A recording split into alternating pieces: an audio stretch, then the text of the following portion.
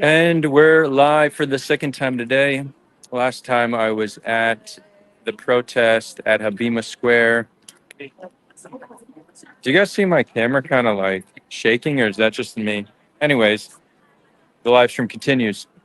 So the first live stream a few hours ago, I was at Habima Square. It was a large protest calling to end the genocide, end the starvation, um, end the war. It's it's a growing movement. It's a small minority, but a growing movement amongst Israelis. We're not just focusing on the hostages, but focusing on what our government has done to the Palestinians. Still very much small minority, but growing voices. There's a growing number of Israelis, both Jewish Israelis and Palestinian citizens of Israel, that are describing this as a genocide and focusing on the humanitarian crisis and the human rights abuses committed by Israel. There were hundreds of people holding posters with photos of dead Palestinian children, dead Gazan children. And that might have been the biggest such protest with specifically that focus since October 7th. Now, a few hours later, I'm here at Hostage Square. It's just a mile or so away from the last protest. I came a little bit late, so the protest is over. I thought it was going to be a protest and then a march, but I've now understood that the march is on Tuesday, so I'll be back up north. I won't be there for that, but I will walk you around Hostage Square to show you what it's all about. It's the last protest had a lot of anger, and it was loud. This one is more somber. I imagine maybe 30 minutes ago it was different when their speeches were happening, but now it's kind of just this more mellow, somber. People are sad. You see people crying. Uh, whether it's those coming out to protest against genocide or whether it's those calling for a government to end the war to bring the hostages home. There's a majority of Israelis today who are calling for this. And you could see how much pain is still felt every day.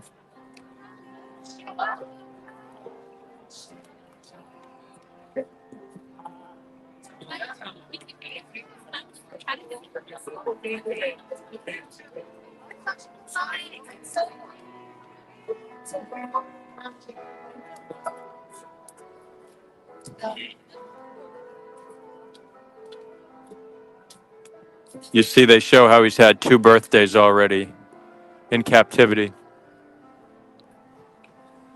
They changed the ages. Yossi Sharabi was killed in an Israeli airstrike a few months after October 7th.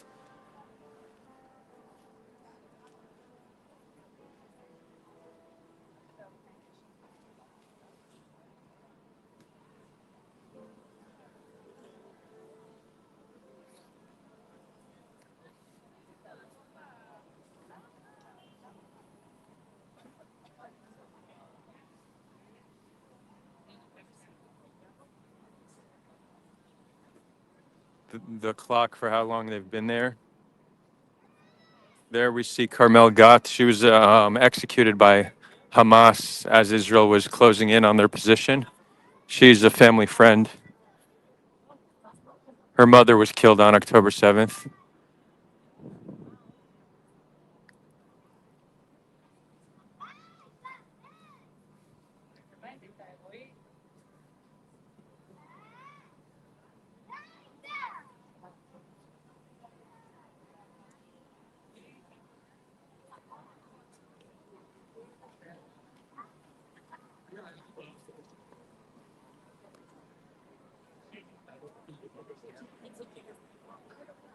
Here there's a tunnel to kind of show how crammed the tunnels are. I don't know how well you could see it, but so you can understand how tight it is and where a lot of the hostages are being kept.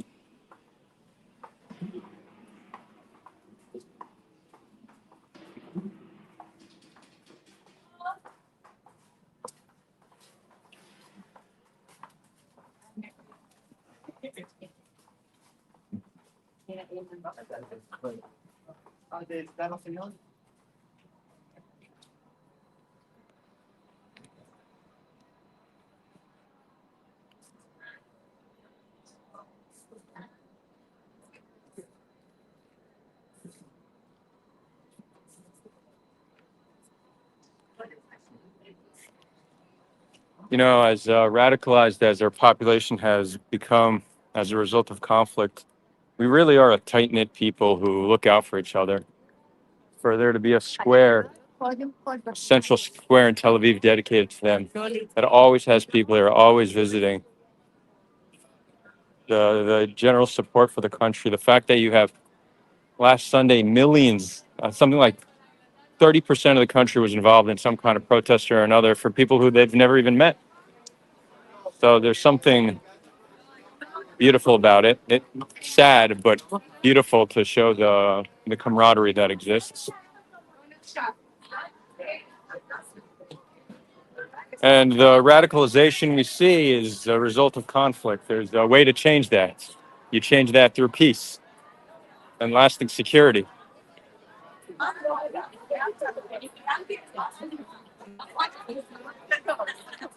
Right? Like most Israelis are not radical ideologically, where they believe that we need to have the entire land because God said so, and it needs to be a Jewish state, and Palestinians either need to leave or they just need to be second-class citizens. Some people believe that, but those who are truly ideologically driven and not just fear-based radicalized is a minority. The majority are coming from a place of fear, hopelessness. They don't believe that there's any solution. So you support, you support violence and policy of oppression against your enemy.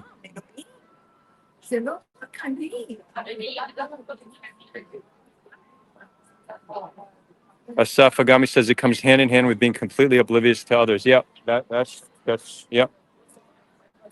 I mean, that's, humans. We have this immense capacity for love and kindness and compassion for those in our in group, but immense capacity for evil for those in our out group. So that's what we're seeing. And it's the same with Palestinians. You meet Palestinians, they're some of the nicest, kindest people you'll ever meet. But if you ask them how they feel about Israelis, most of them don't have a good impression because we're their out group, we're their enemy, we're their oppressor. So it's something fundamental we need to understand about human nature and find a way that all of humanity can be our in group, right?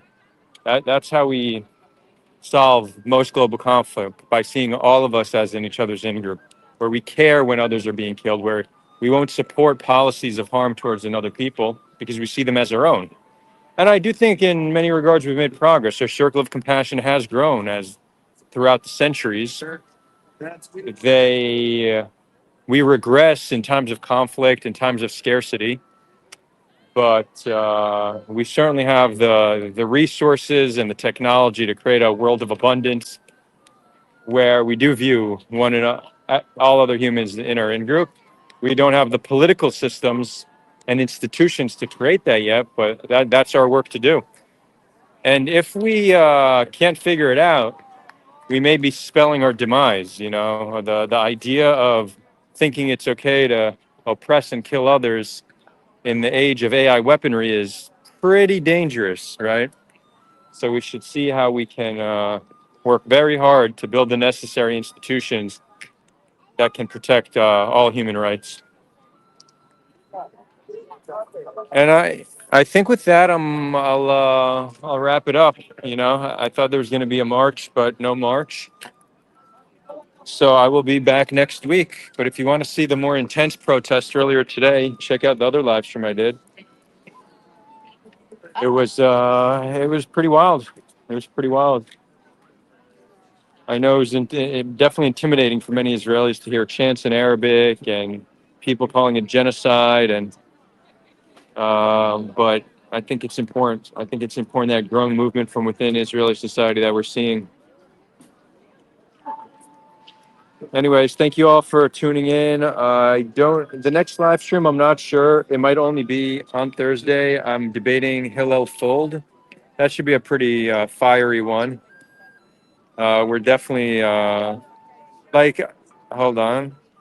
Okay, the debates I have are normally with centrist or right wing Zionists, but he's far to the right of most people I've debated. I don't know if he would self-describe this way, but he's probably, I would say, Kahanist adjacent. I think he likely supports relocating Gazans. He, from what I understand, supports one state from the river to the sea, a Jewish state. What his solution is for Palestinians, I guess I'll ask him. But I imagine it's either they can be second-class citizens or they can leave. So we will get into that. That will be Thursday. Maybe I'll do one more stream before then, but no guarantees. Um, and yeah, with that, thank you all for tuning in. Actually, should I just keep it going until I get back? I have a taxi to take. All right, chat. If I get three people give me some kind of an emoji or acknowledgement that they want the stream to continue, then I will continue it until I get back.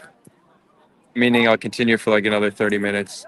And you all have until I order a taxi to give me the signal to keep it going.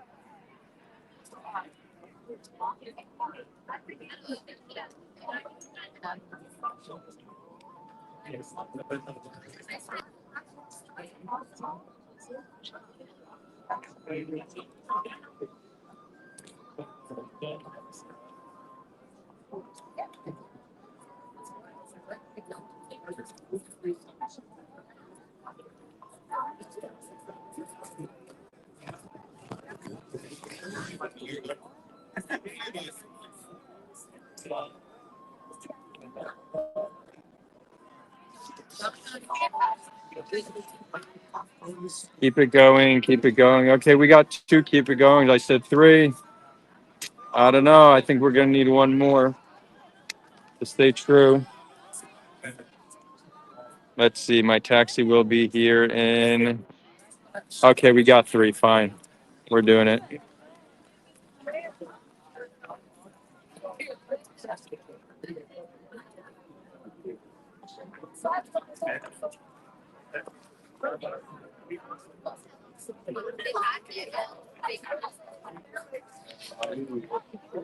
Okay, we'll keep it going.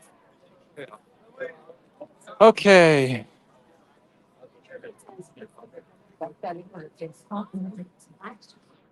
The music in the background is lovely.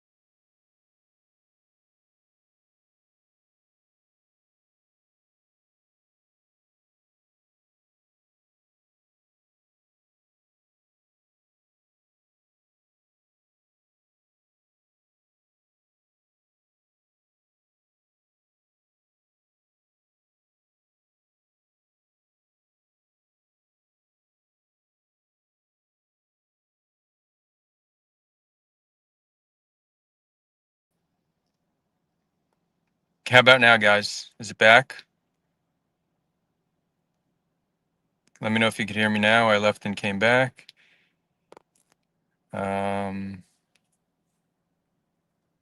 So weird. I got a phone call, and since then it hasn't worked. It's back. Amazing. Okay, sorry about that, guys. And we are back. Awesome. Thanks for tuning in, EV. Guys, hold on one second. The driver had a question for me, so. Ken, אני איתך, אחי. יש לך ביט, ב10:15 יש לי נסיעה מהמרינה לאיפה שאני גר. אוקיי. בגלל שאנחנו מגיעים ב10:15, הנסיעה לא תיפתח אצלי. אני לא אחייב אותך בכרטיס, ואתה תקבל שזה לא חייב. אין לי ביט לצערי. אני גר בחול. אני יכול במזומן אם אתה רוצה. אתה רוצה? אין לי בעיה. יש לי 200, האם יש לך עודף אז אין? יאללה, סגור, קיבלת. אוקיי, cool. בשמחה. Okay. Whoa, what is that noise? What is my phone doing? Can you all hear that? It's kind of like someone's dropping a beat. Hold on.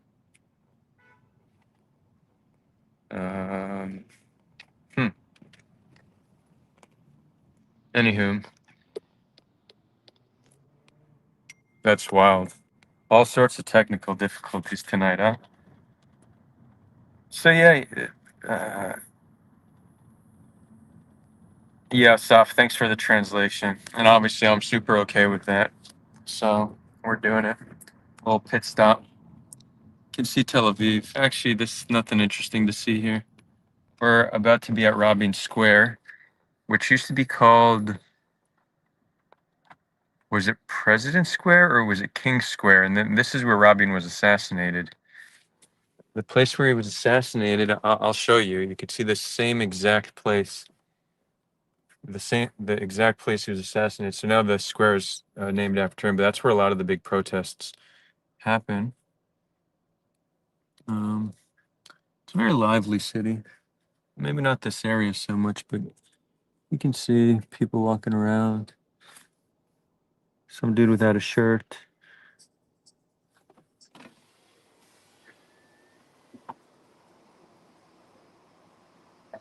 "24-hour supermarket."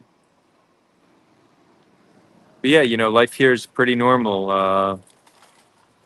Pretty normal when just a few kilometers away there's some very serious horrors going on. I'm gonna close the window because it's still hot outside. Okay, here's exactly the spot where he was assassinated. Right over here. They mark it. There's a spot. Saf is saying Kikar Malchei Israel. Yeah, so Kikar means roundabout. Kings of Israel roundabout, but not, or let's say square. Kings of roundabout. Sorry, Kings of Israel square, and now it would be Rabin Square. Yeah, KB, that's right. Before October 7th, there were massive protests for the pro-democracy against judicial reform. In the months after October 7th, they died down. The country banded together. And then they started up again, just with a different focus. Some focusing on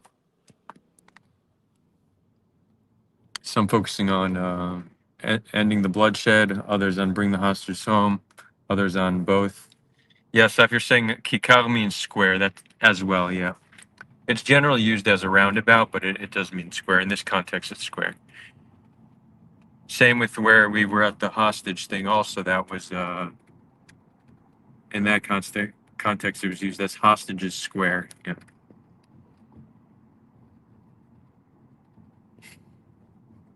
So, it's interesting if these protests actually can do something, right? Because Netanyahu, he has his own agenda. And on its own, it's not going to change his mind. It's all about putting as much pressure on the government as possible. There's external pressure, not nearly as much because the U.S. is essentially allowing Israel to do what they want to do.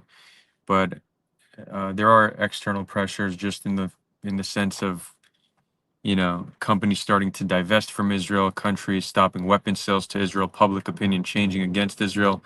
All of these are external pressures. And then add to that internal pressures to end it. It could make a difference. Although it might not, but you know, all we can do is try. The alternative is to just sit at home and allow it to happen, you know? So it's either this or nothing.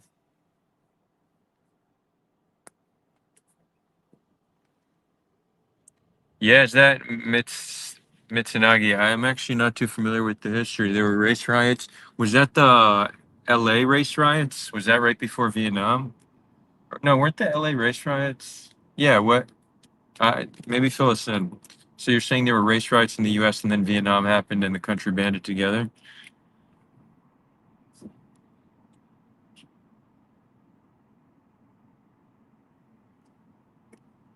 Yeah, you're saying LA riots were in the 90s. I think that's what I thought as well. So these were, okay.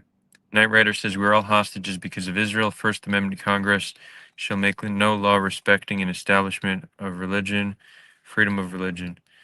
I'm not sure I follow that logic. Israel, I think it's not the right framing to say Israel controls the United States.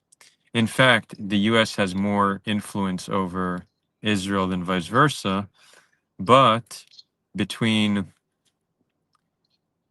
the military industrial complex, between individual Jewish donors, between APAC, and between Christian Zionists like evangelicals, which are the largest voter base in the U.S., that's a lot of pro-Israel energy, which certainly is able to impact policy in favor of Israel or in protection of Jews. For example, you know, Trump arresting pro-Palestine protesters, for example, in the name of anti-Semitism, uh, making BDS illegal, the blind support for Israel. But that's not Israel controlling the U.S. That's different interest groups that have too much control over American politicians in favor of Israel. So yeah, it's something that should be solved for, and the existence of that fuels anti-Semitism without a doubt.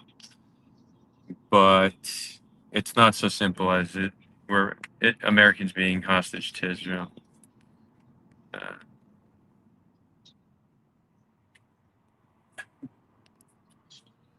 Mitsunagi says U.S. just co-signs Israel. Israel is very much autonomous. In a sense, yes, but the U.S. has the option and ability to change Israel through giving them ultimatums on certain things, right? You won't get our blind support. You won't get our veto at the UN against Security Council resolutions. You won't get funding if you don't do X, Y, Z. That is tremendous leverage over Israel. That is never really used, right? So if the U.S. wanted to use that leverage, they could definitely get Israel to change. What leverage does Israel have over the U.S.? I don't think not nearly as much. You're saying, Knight Rider, you're saying Zionist ideology, which is religious. Yeah, I mean, there's something there. Um, it's it's just another form of dogma, right?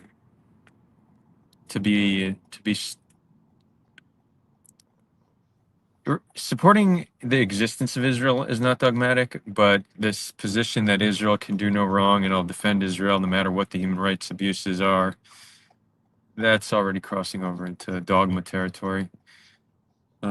And I do think that's how many people's mental model, right? They are not looking at, is Israel violating human rights abuses? They're saying, what society do I like more? Israeli society or Palestinian society? Who do I like more, Jews or Muslims? And if the answer to that is Jews, you just want Israel to win. If they need to kill a bunch of people to win, so be it. Right? I think that's how a lot of people, a lot of the pro-Israel camp views this. Many Americans are feeling powerless. Yeah, I hear that. There's a political system that is more of an oligarchy than it is a democracy. We have some choice, we get to vote, but there's certain things that regardless of if you vote for a Democrat or a Republican, they don't change. Noam Chomsky has a good quote about that. What is it? I can't look it up because I'm on my phone, but something about the illusion of choice giving a very narrow things to debate over. Um, but that's the debate over the just very small and narrow things. Somebody can maybe look it up and I'll read it.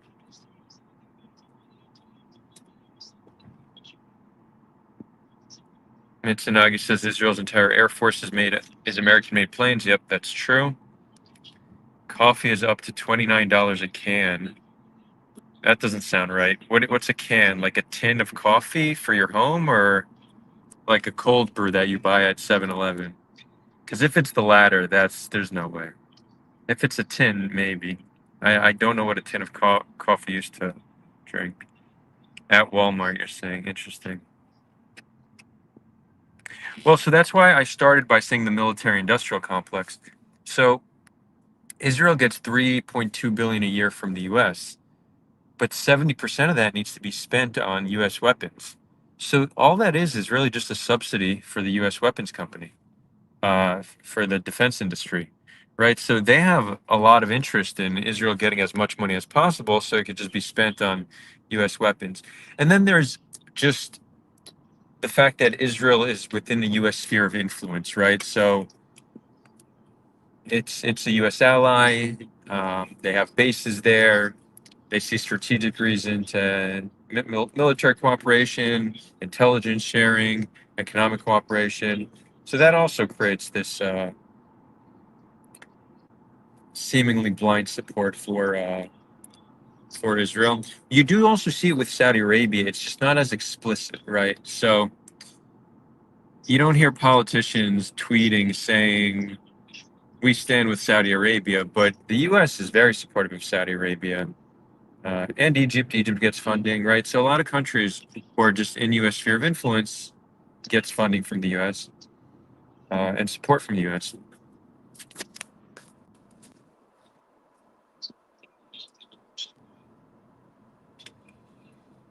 Omega asks, "Do you think Mossad got Trump and other bureaucrats in their pocket?" No, no, I don't think the whole Jeffrey Epstein blackmail thing makes much sense for a few reasons. First of all, Jeffrey Epstein wasn't hanging out with politicians. He was hanging out with rich tech people. Most of his friends are not politicians. Trump did happen to be his friend, but it's not like there's a long history of him hanging out with senators and congressmen and stuff like that. And it's very hard to run a large blackmail program without having any whistleblowers. There's some percentage of people who do not allow themselves to get blackmailed, whether they'd rather take the hit, and they could even maintain plausible deniability, right? Because the parties Epstein would do wasn't only teenagers, it was 18, 19, 20-year-olds were there as well. So that's how they kind of blurred the line. It was just young women and girls. So you could also get blackmailed, come forward and not let them blackmail you and just maintain plausible deniability. Say, I didn't know they were underage. There were a lot of 20-year-olds there. People will maybe let their spouses in on it. Blackmail causes some suicide. And it's just, I don't think you could blackmail a meaningful number of people in such a way without a single whistleblower. And he just wasn't hanging out with politicians that much. So in that sense, I don't think there's a Mossad blackmail operation going on, at the very least, not a wide scale one. maybe if we want to speculate, Jeffrey Epstein was his allure was that he had access to the teenagers, right? So there's a market for that, and he had money. You're wealthy. You have everything you want, but if you have a desire for teenagers, that's already something hard to get. So that was Epstein's appeal. If you want to, if you want, you know, teenage girls, Epstein got you. So that on its own will make him appealing to many people and have him be surrounded by many powerful people. Now, let's say some intelligence agency, Mossad, CIA, understood this and said, you know what? Maybe we could see if we could work with him and get blackmail on some specific people. That is more plausible, but again, we don't have evidence of this being the case. If you look at the evidence, it's not really there. But I'd say that's more plausible than his entire shtick being a blackmail operation. Uh, but politicians are motivated by money. So if you're funding them, if you get certain perks from them, you're just more likely to support them. Ask the driver if he agrees they like. I'm not sure I understand your question, Asaf.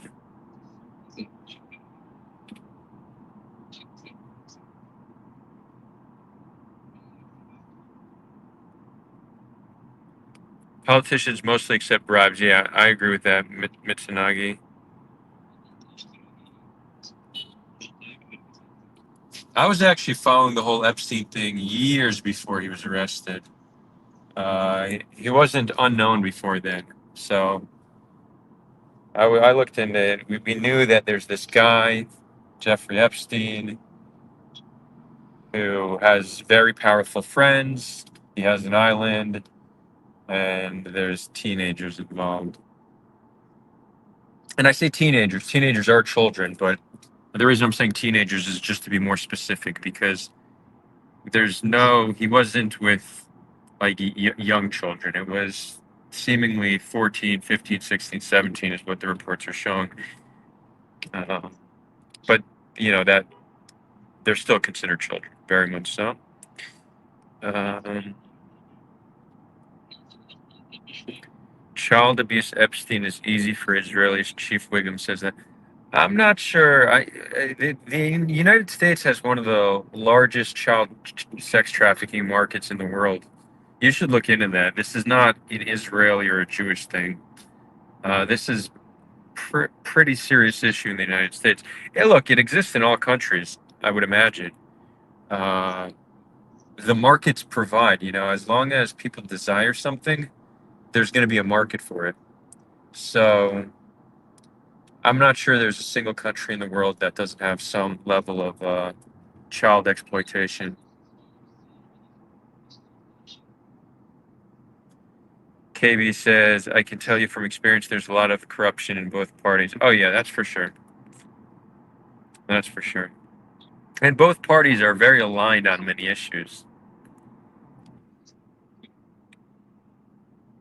Like the only time, what was it, in Trump's first term, the first time the Democrats praised him was when he attacked, was it a base in Syria? They were saying how beautiful the attack was, right? When it comes to foreign policy and blowing shit up, they all love it. They all love it.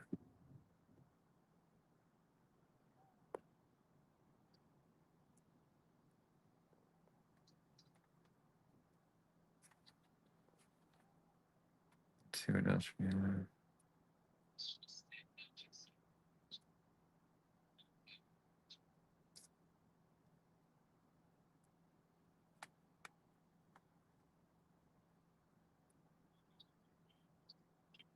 תגיד, מאיפה אתה בארץ?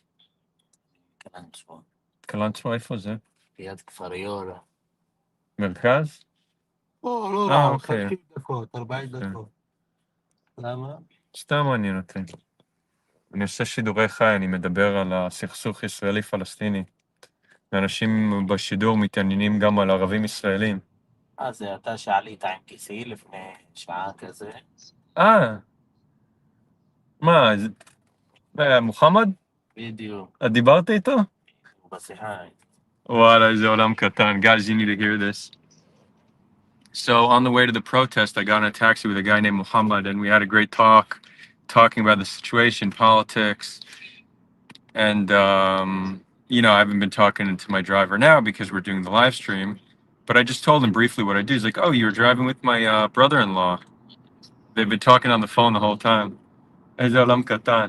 שלח למוחמד דש. תגיד לו בסוף לא היה צעדה, אז אני חזרתי. That's Israel. לא, זה הסתיים, אז אני חזרתי הביתה. That's a beautiful small country. אז אתה כמוהו מזדהה כערבי ישראלי ולא פלסטיני.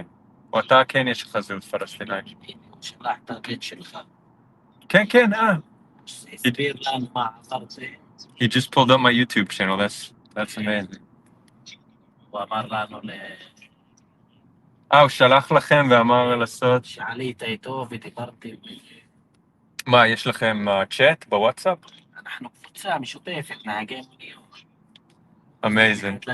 איך שהורדת אותו, שיתף אותנו, שהיה איתו מישהו שאתה יודע, עושה השפעות. וואלה. So he just said that when I got out of he just showed me a screenshot of my YouTube channel. And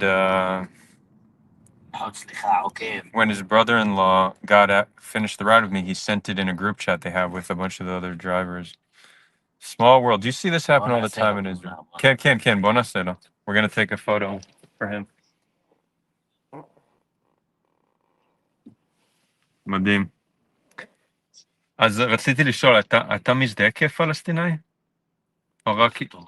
כאילו, מהשיחות שיש לי, רוב ערבים ישראלים מזדהים גם כפלסטינאים. הם אומרים, כן, אני ישראלי, אבל ברור שאני גם פלסטיני. אבל נגיד מוחמד אמר שלא. מה אתה חושב? אם בא לך לענות לי. משנה, הכל חוזר על איזה תעודת זהות אתה מציא. יש בזה משהו, אבל יש גם משהו קשור לזהות האישית. כל אלה שיותר דתיים. כן. שיותר דתיים אלה שמזדהים. יותר כפלסטינאים. אז אתה לא כל כך, אתה פחות, אתה אומר. אני מאמין להיות בן אדם טוב. יפה, זה מה שמוחמד אמר. So, אז גיסי זה brother-in-law, נכון? הוא כאילו נשוי לאחות שלך? או אתה נשוי לאחות שלו? בת דוד שלו. אתה נשוי לבת דודה. בת דוד שלו. אבל אני והוא חברים מאוד מאוד טובים שקרובים אחד לשני. הבנתי. ועובדים ביחד כבר שנים. וואלה, מדהים. I'm about to get out. I'll update you all on what we're talking about. And then I'll get... פה זה מצוין. פה? כן. שוקרן. תסמך עליכם. רק לא חייבתי אותך באשראי. נכון. לחצתי אפס. לאט אני לומד קצת ערבית. רואה את זה? כמה סגרת? זה 133, קח 70, תבין אותם.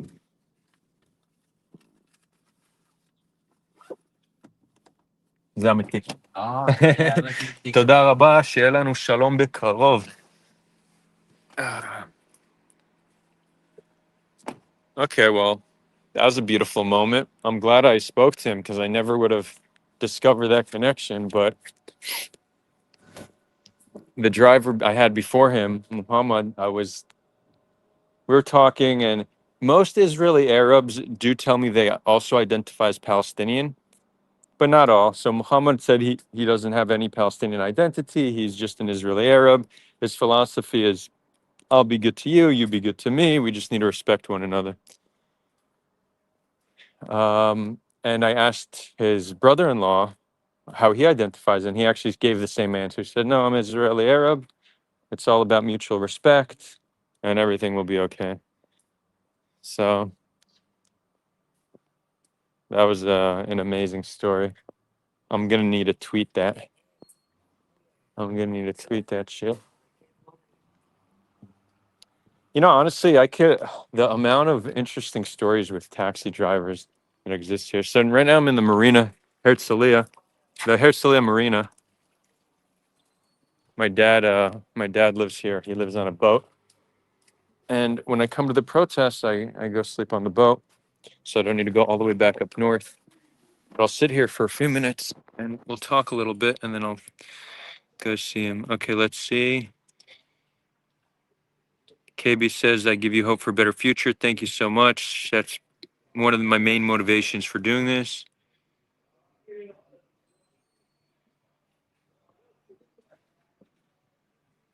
Why are the comments disappearing? We'll need to go profile. I can't see all the comments. That's annoying. Who do you think will be elected in your next election? Uh, huh, maybe Naftali Bennett. Seems like the most likely outcome. Maybe Netanyahu. Bennett, I think most of the country would prefer anybody over Netanyahu now, but Bennett is also, he's considered to the right of Netanyahu. I do think he's gonna try to change the status quo. Netanyahu just has very much tried to maintain an immoral status quo for decades. I think Bennett will actually try to change things, so maybe it'll be something interesting there. Uh,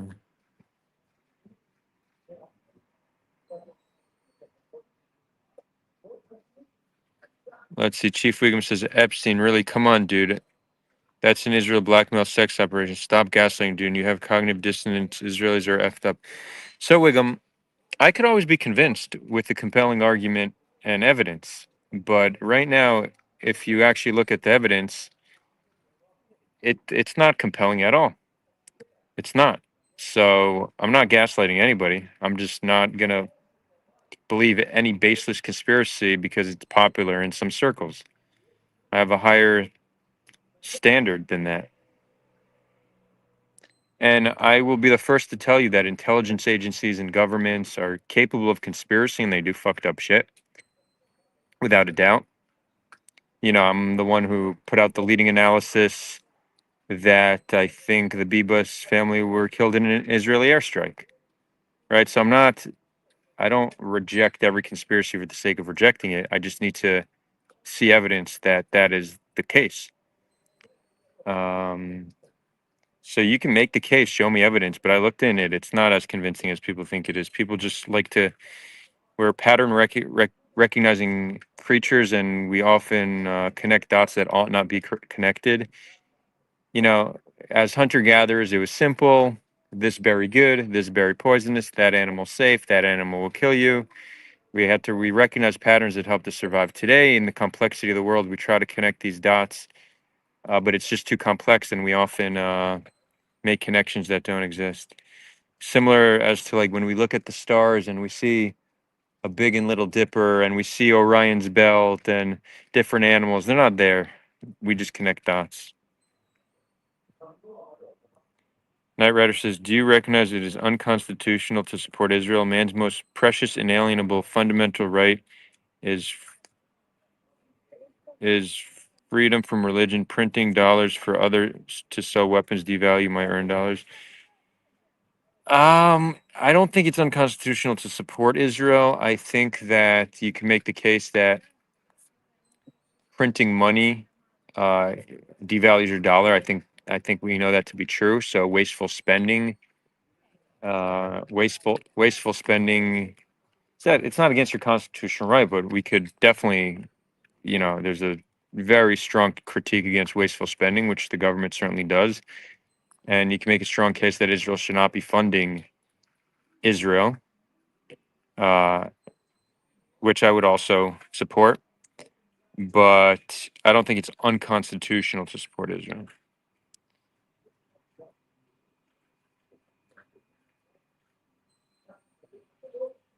Chief Wiggum, yeah, you're just a hater, my guy. You've been hurt, you've been traumatized. You go, we know what you talk about in private. You're a monster baby killers. You think all Israelis or all Jews are like that? Is that your position?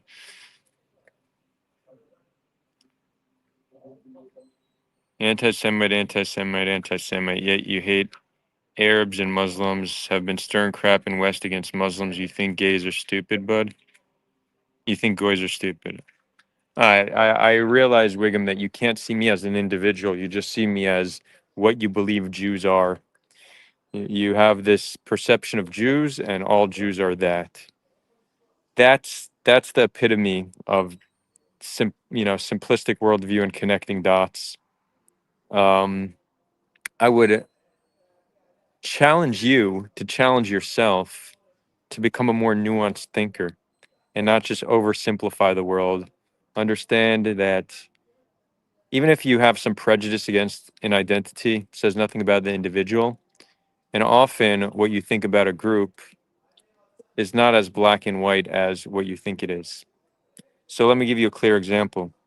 One of the things that Jews are hated for is that we're overrepresented in many positions of power in industries of influence. We're overrepresented in media, in Hollywood, in finance, in tech, in porn. Now, we're not the majority in any of these industries. We're the minority in all of them, but we're certainly overrepresented above our share of the population. And I think it's quite normal for people to have some concern over that. They see a group that care about each other, they prefer one another, they look out for each other, and they're disproportionately powerful. I understand that that creates a grievance, but Jews are overrepresented in many other areas. We're overrepresented in construction companies. We're overrepresented in charity, right? There's no religious group in the U.S. that gives as much charity as Jews. We're overrepresented in Nobel Prizes, overrepresented in master's degrees. But so when you only look at the industries that you don't like, and you see that as what Jews dominate, and even though we're still not a majority there, you view us as dominating it. That's just oversimplistic understanding of the world, leading you to wrong conclusions, contributing to you having a hateful outlook on life. So I would challenge you to try to become a more nuanced thinker and think beyond what you know beyond the memes you're seeing on Twitter or in whatever deranged Telegram group you're in. But also, if you don't want Jews to be looking out for each other, the best way to do it is to not hate Jews, because what makes Jews more insular and look out for one another is fear and threat from the outside. The best way to make Jews uh, to get to not have this insular group looking out for each other is to make Jews as much a part of society as possible, to treat them as individuals, to treat them with dignity and respect, what we should be doing with all people. And that's the way to solve your problem. The more you spread this fear and hate, the more we're going to look out for one another. So a lot of what you don't like in us is a result of you and your buddy's actions towards us. So worth reflecting on that.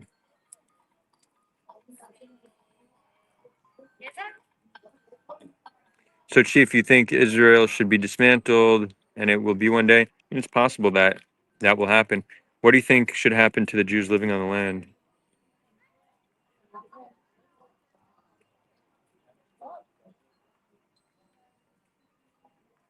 You have idea for upcoming president candidate? I don't know. What are people talking about? Newsom against Vance? It's still too early. Maybe AOC gets in the mix. I think she'll run it. She'll run against Newsom, maybe Buttigieg, and the Republicans might just solidify around Vance.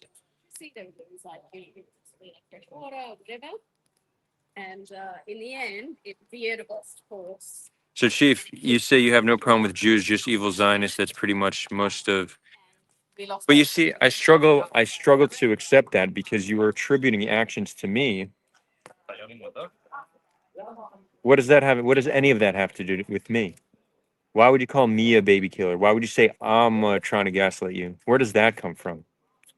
What about my actions or my words make you feel like I support killing babies? You're clearly attributing your feelings of a group of people to individuals. So yeah, there's something inherently hateful about that.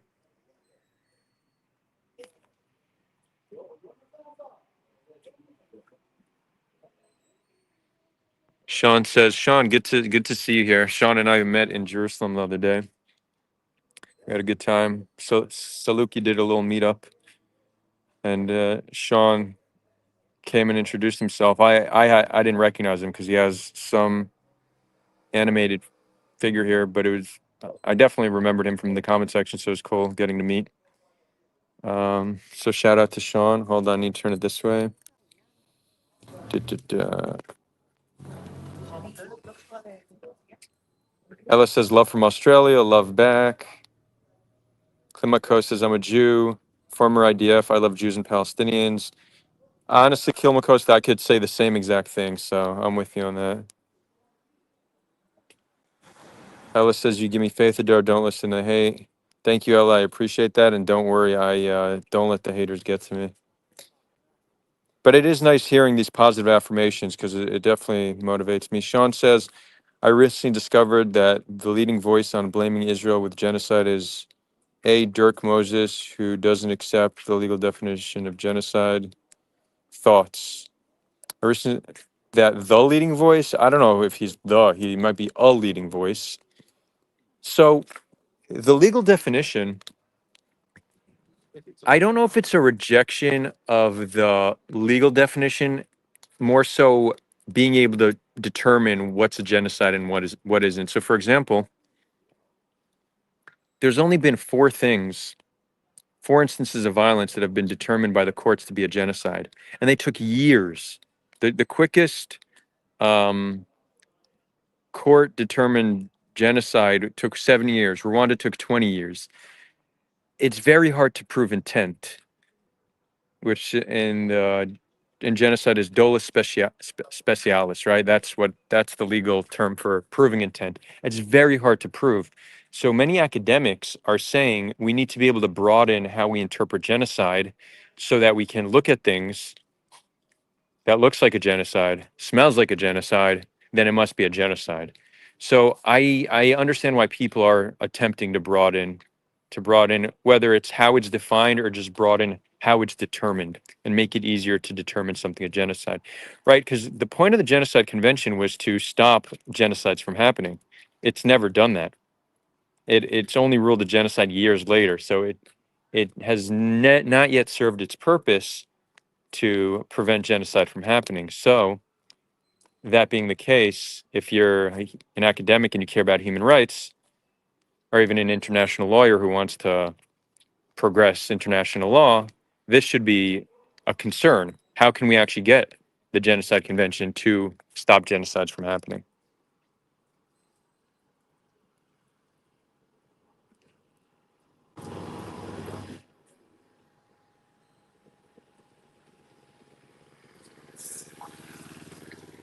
Knight Rider says, is anybody from Rabin political party left in Israel? What party was Rabin? I should know that. I don't even know what party he was. Maybe one of the viewers can tell me. Sean, do you know? Omega says, you have no, never mind, I read that. Do I think Bennett can change the Palestine situation? So when Bennett, his short stint as prime minister, he tried to pass something called reducing the conflict, which was a six-part policy change that would increase conditions in the West Bank and make. Hold on, I'm waving to my dad. אני בשידור, אני אבוא עוד מעט. So it was to improve the conditions in the West Bank, improve the economy there, change the dynamic between the military and Palestinians. Right. So he actually had a plan. It never went into effect, but at least he had a plan. And maybe he'll try to do something like annex all the land and turn it all into Israel, which sounds very negative. But then the Palestinian rights movement changes from a national rights movement to a civil rights movement. And I actually think a civil rights movement is easier to achieve than a national rights movement. So, and then again, so this will be the death of the Jewish state. It'll become a binational state. But and again, I don't know if he's going to annex the entire land, but the more we move closer to one state, it is possible that is also us moving closer to equality. But you could also see in a situation where it's just sustained apartheid, where it's annexation, but there's these small pockets that are just not included, kind of these Bantustans. Maybe they try to make them autonomous zones. I don't know. I don't know. But yeah, I can't say any change will be good change, but I think I am excited by anybody who's going to at least try to do something. Although I may eat my words and regret this if what he tries to do is just worse than the current situation. We'll see.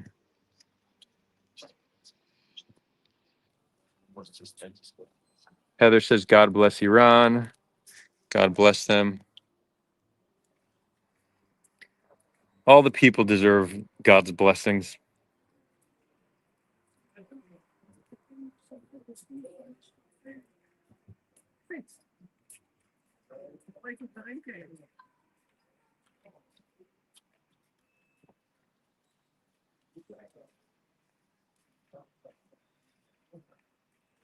Finn Freak says, that's rich. I don't know what you're referring to. Okay, we need to keep it profile. I don't know why StreamYard doesn't make an app, because this is not the best user experience. I'm generalizing about the ideology of Zionism. It's evil, said by Chief Wiggum. Okay, yeah. So Knight Rider says Yitzhak Rabin was the Labor Party, which merged with the Democrats, which is the new party led by Yair Golan, who I very well might vote for this time around. Or Hadash, which is the Arab left-wing unity party. I'll vote strategically. It's whoever, depends on how much mandates they're projected to get, but I'll vote for one of the two. Evan says, I feel that stopping the war is hopeless. Netanyahu is dead set on destroying Gaza due to coalition pressure from Smotrich and Ben Gvir. Not a rational actor, and internal and external pressure won't work. You might be right. You might be right. But pressure increases the chance that it's stopped. So it might not work, but it's either that or not even try. So we might as well try, because the cost of continuing is pretty horrific. It's horrific for our own. It's certainly horrific for the Palestinians. Yeah, and then KB says Trump supports Netanyahu. That's what a lot of it comes down to. That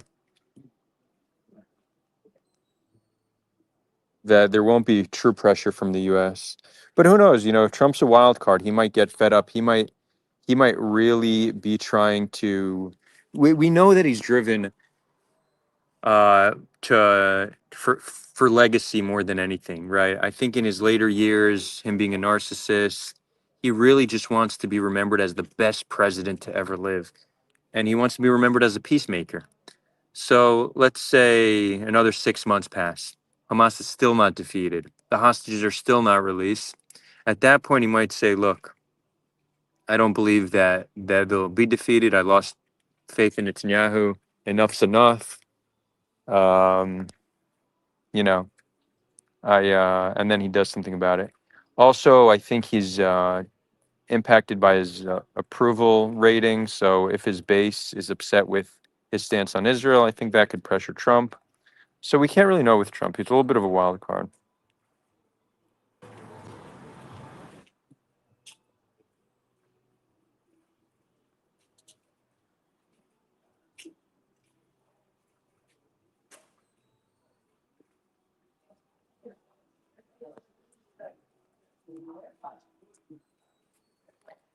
Wiggum, you say I'm generalizing about the ideology of Zionism. It's evil. No, but that's not what you're doing.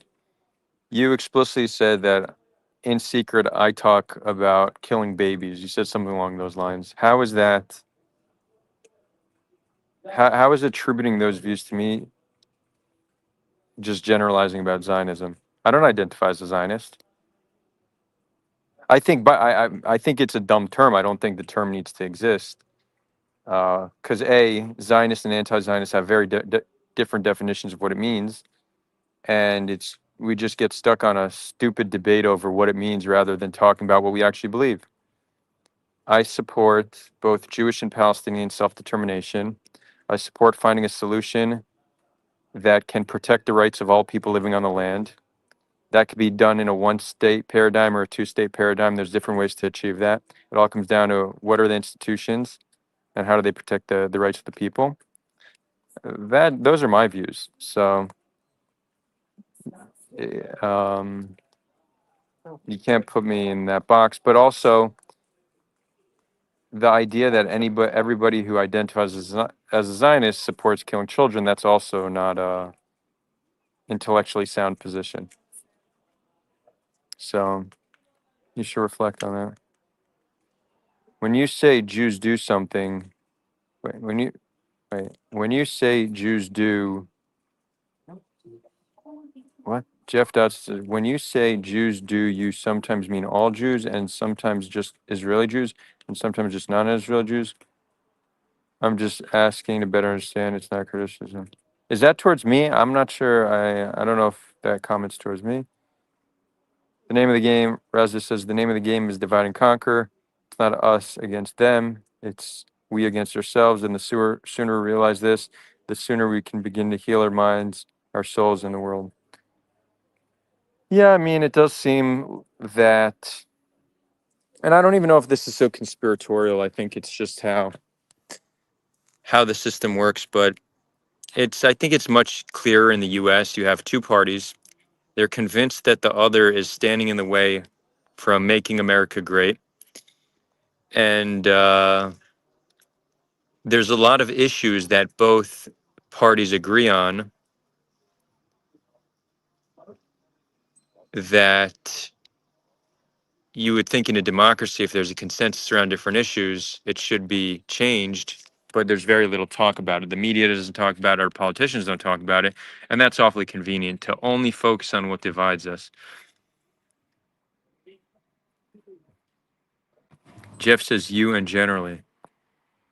I think it depends on the context when I say Jews. But I'll try to specify Jewish. I'll say Jewish Israelis.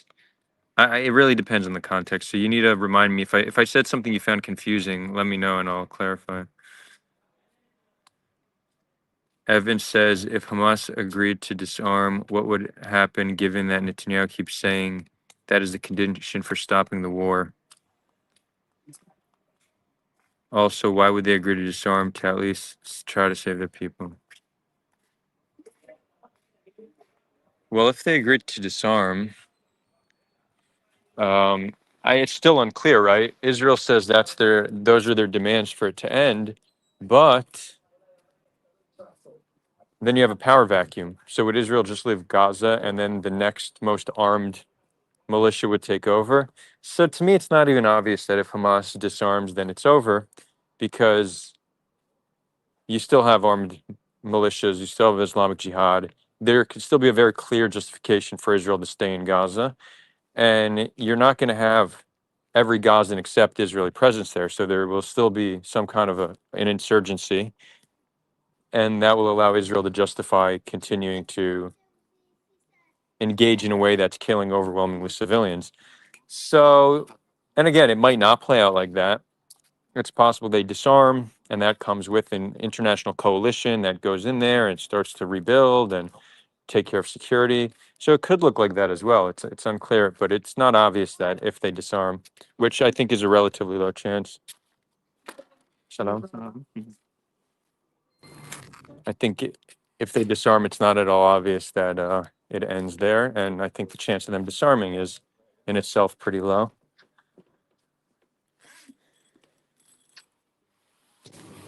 You know what I'm gonna do? I'm gonna continue the stream. Just gonna move it to my computer, and it'll be a better experience for all of us. Probably do another 15 or so minutes, maybe 25 minutes till 11 p.m. and then we'll wrap it up. Yeah, this is more comfortable already. Take my shoes off, get some water. Um,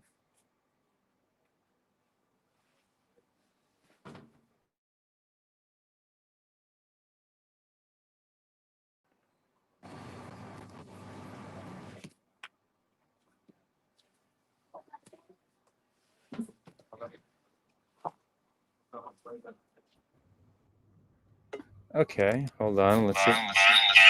Oh no.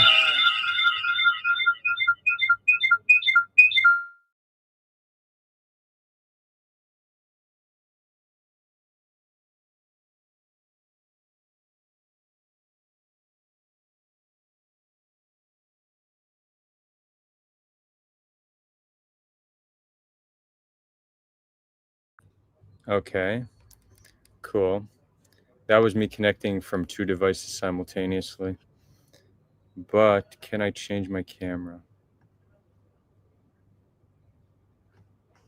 Let's see if I could have my iPhone camera. No, I didn't think so. I do that.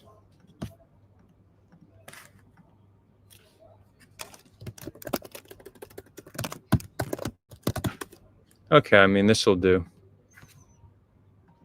This will do for now. Let me just wipe this off. Okay, not bad.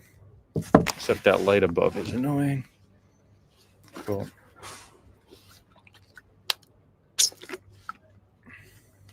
Chief Wiggum says, I hear there's huge gas fields off the shores of Gaza and Israel. This water good? Yeah, it's good.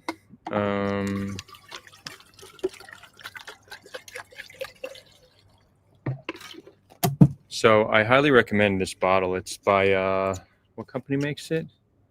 Nagleen. It has a built-in filter. So I just use this water, but no no microplastics once it gets in my mouth. Ah, good stuff. Cool. Let's see.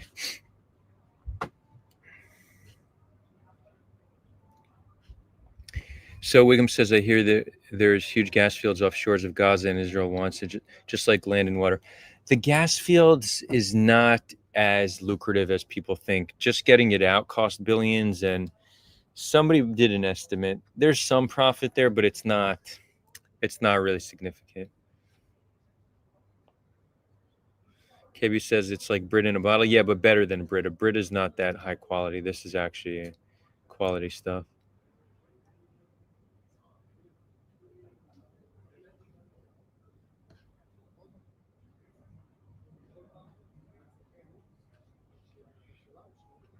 Avi Siluk says, and only way Trump changes his stance on Palestine is when liberals, progressives on the streets would become staunchly pro-Israel.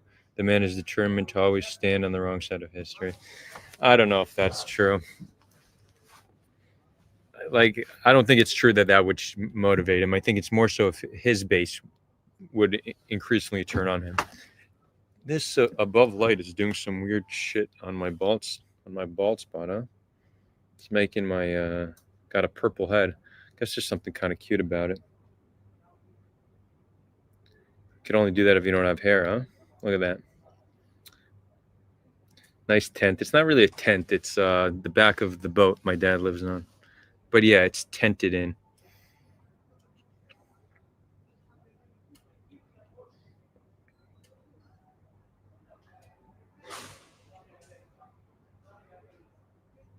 Benny says, "What happened? Why no roadblocks tonight? Stay cool. Thank you." It was just a demonstration. It wasn't a march, so I thought it was going to be a march as well, but it was just the demo. Earlier in the day, though, there was a protest that was very much end the genocide protest, which are rare here, but it was, I think, the largest one that there's ever been. I live streamed that a few hours ago. If anyone wants to check it out, it was pretty cool.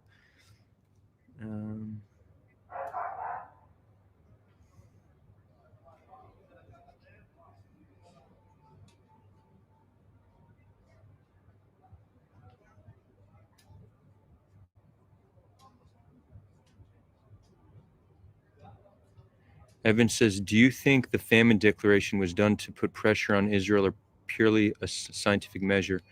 I don't remember famine declaration in Yemen with vastly more death. So they changed, they lowered the threshold to determine if something's a famine. It used to be 30% malnutrition is what's needed for a famine to be declared, and now they changed to 15%.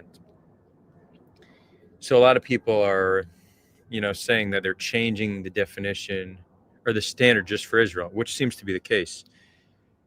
I could understand, though, how you could justify that. I think of all the famines that have existed, this one is probably the easiest to solve. It's within our reach to fix it. So they are essentially sounding the alarm bells early. That's, let's say, a good faith interpretation of what they're doing. It's also possible they're just doing this to demonize Israel, but at the end of the day, this declaration of famine very well may help save lives. And 15% malnutrition is also quite problematic. I mean, that's high. People are dying from malnutrition. Isaac Kedem says, can pro-Palestinians be also anti-Zionist? For me, the answer is no, because anti-Zionism leads to bad outcomes to Palestinians. Yeah, Isaac, I think you could easily defend the position that being anti-Zionist leads to bad outcomes, but that doesn't mean that you can't be pro-Palestine. You could say that people still have a right to resist in this way. Liberation by any means necessary. Even if it takes another 50 years, we need to keep trying. And well, maybe you framed it pro-Palestinians and not pro-Palestine. So in a sense, you're talking about the people and not the nation. Being anti-Zionist often does hurt the people, but in the big picture, it could liberate the land from the river to the sea, right? That's what I think many anti-Zionists are attempting to do. So I wouldn't frame it that way, Isaac. I would frame it saying, if you care about Palestinians, the best thing you could do is to support a solution that Israel would agree to, and not trying to destroy the entire state, because if doing so will just further harm Palestinians. I think that's a case that could be made, certainly. I just wouldn't say that if you're anti-Zionist, then you're not pro-Palestine.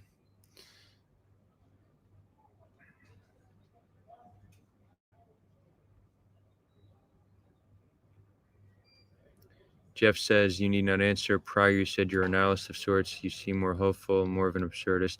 Oh, okay, you're the person who told me about absurdism. No, I didn't. Absurdist. So just so you'll know, I describe myself as optimistic nihilist. So I don't think there's any meaning to existence besides the meaning we give it. But because we get to give life meaning, we might as well give it a great meaning. So live life to the fullest. Try to do good for yourself and good for others. Make the most of the time you have here. So that's optimistic nihilism, which I think there's something. Nihilism is like dark and gloomy. I think there's something beautiful about optimistic nihilism. Absurdist meaning, let's see.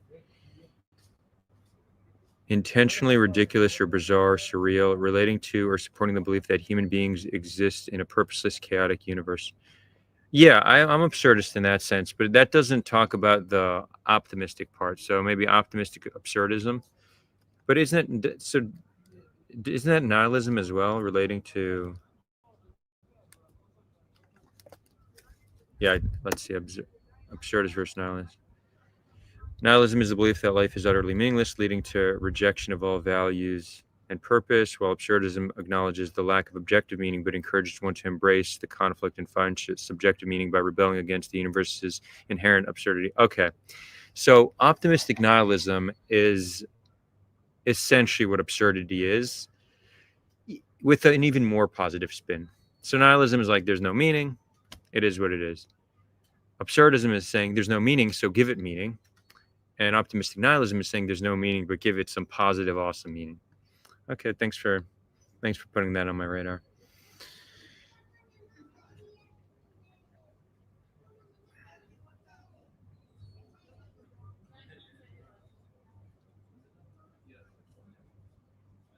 Are you seeing more Israelis with missing limbs? Yeah, actually, we are. There's an actual noticeable difference when you walk around Tel Aviv. You do see people with missing limbs. Yeah, and missing limbs in Gaza is a whole nother level, right? There's a report came out a few weeks ago that 10 children are losing either one or two legs every day in Gaza. That's crazy. It has the highest child amputee rate in the world.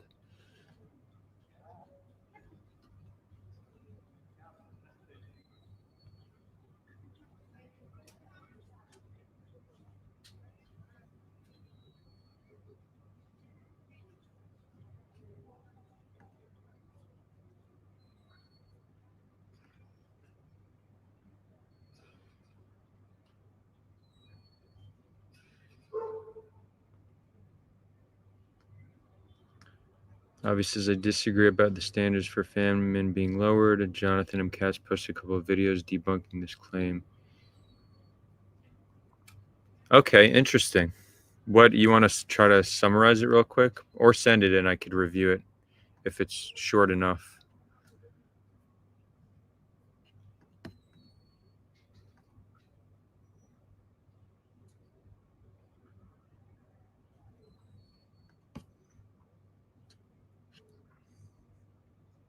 Night says you should search for Ren Gill music from UK. Start with his High Ren song. I'm not going to listen to it now on stream just because there'll probably be a copyright infringement.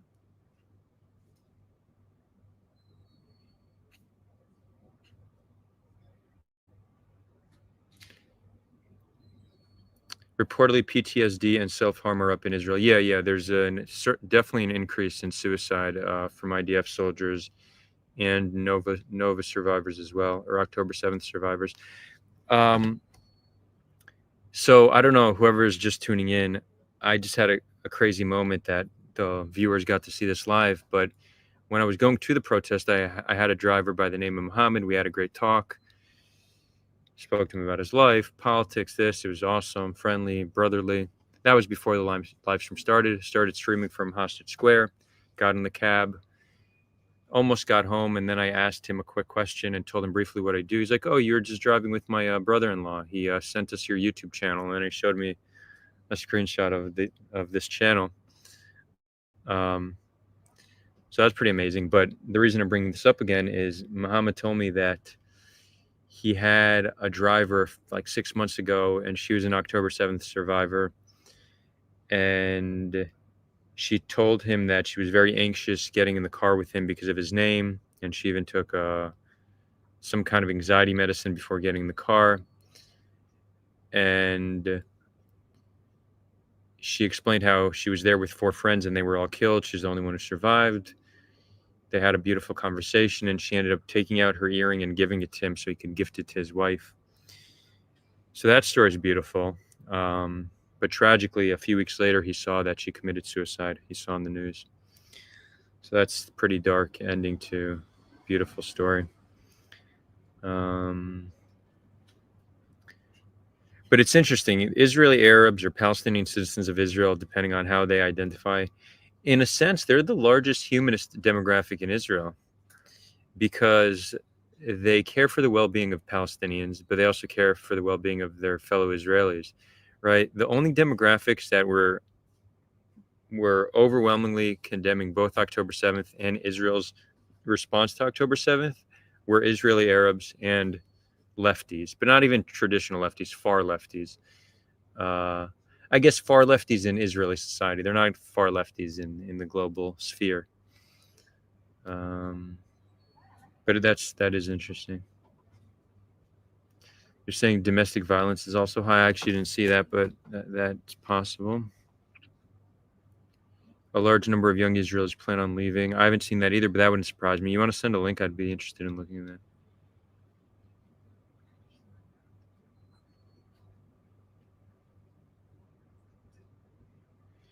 I think you've said, Jeff says, I think you said you're in the IDF. Yes, I was. What would you say your reputation was with your unit? Me specifically? I don't think anything unique. I was a little bit of a troublemaker. I've always been a little bit of like a troublemaker. Like in high school, I was voted class clown senior year. And I didn't think there was anything wrong with what we were doing serving in the West Bank, but I was definitely treating Palestinians nicer than most. And some of my fellow soldiers did give me shit for, at least on 2 occasions, for some very friendly interactions that they thought I shouldn't have done. But I don't think I don't know how much I stood out.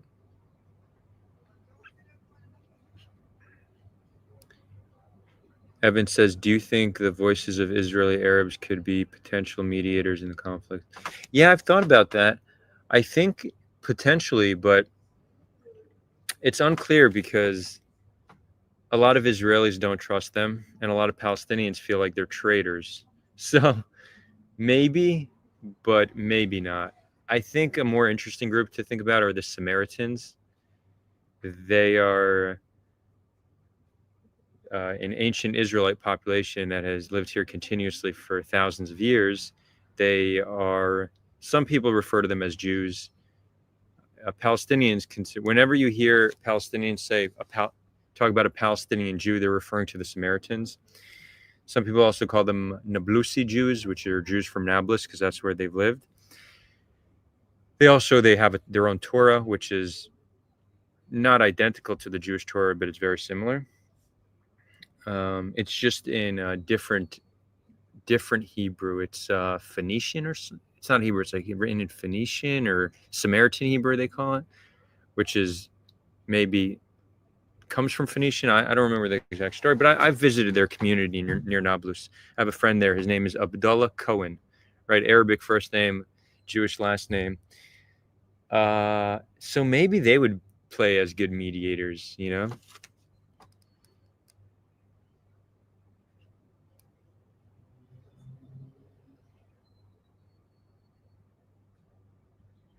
Aviv saying that the standards haven't changed since 2019. The standards for famine. Oh, interesting. Okay.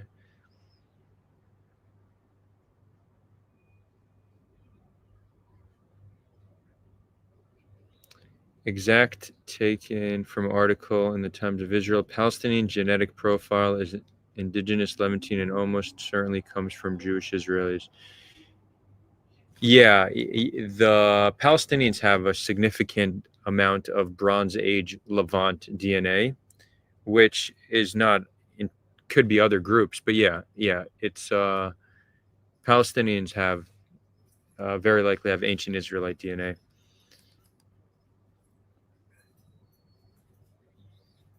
Samaritans are very tiny. Yeah, they're only 800.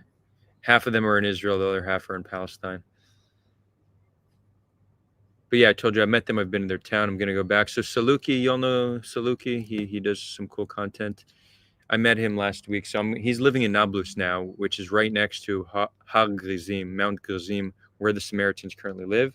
And he says him and Abdullah Cohen, we call him Abud Cohen, they hang out all the time. So I'm gonna go hang out with him sometime in the next few weeks. So stay tuned for that.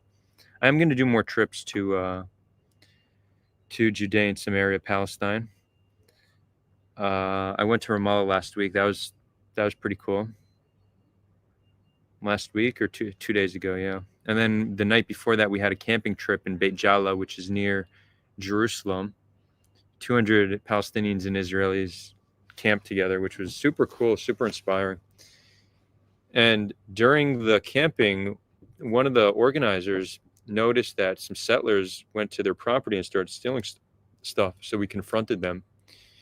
And the cops came and the army came, and it took a few hours for a resolution to come, but eventually they made them put the stuff back. That was all live streamed too, if anyone wants to check that out afterwards. All right, we're going to wrap it up. If anybody wants to finalize this with a super chat or two, we'll gladly accept that. Not that, for those who have been here a while, you all know I don't do this for money. That's not my motivation. But if I could turn this channel into something where I could make enough money, doing it, then I will just invest a lot more time doing it. That's really what it comes down to. So if you all like this and appreciate it and want to help me get to the point where I could do this much more full time, either support me on Patreon, become a member, or hit me with a super chat. But I definitely don't want anybody to be sending money that they can't afford.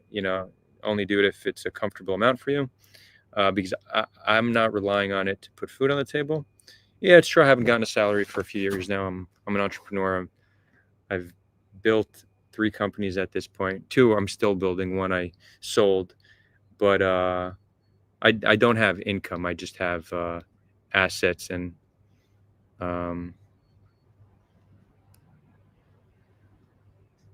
pretty much just assets at this point,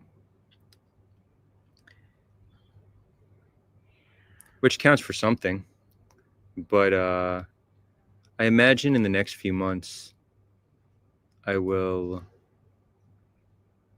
start getting a salary once we raise money for Head On.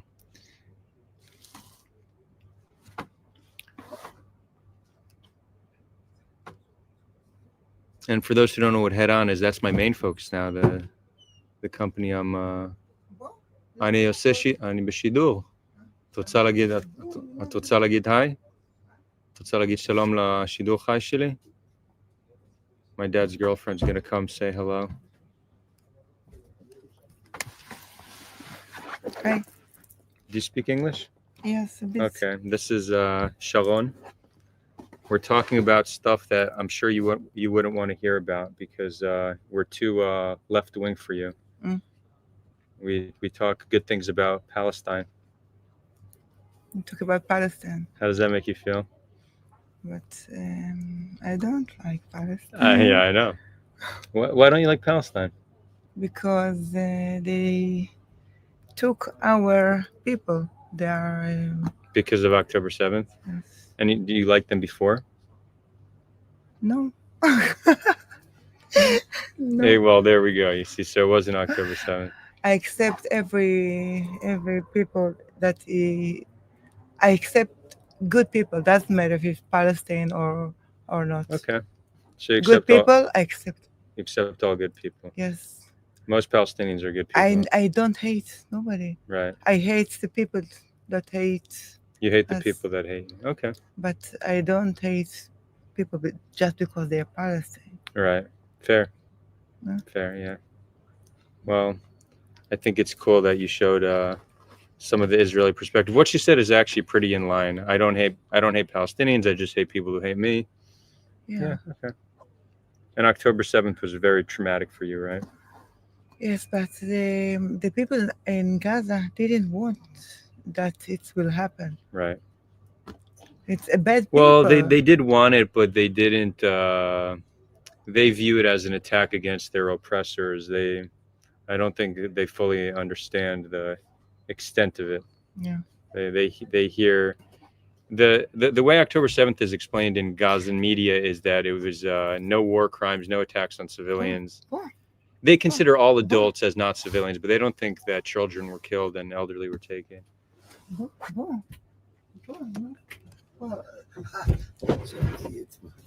מה?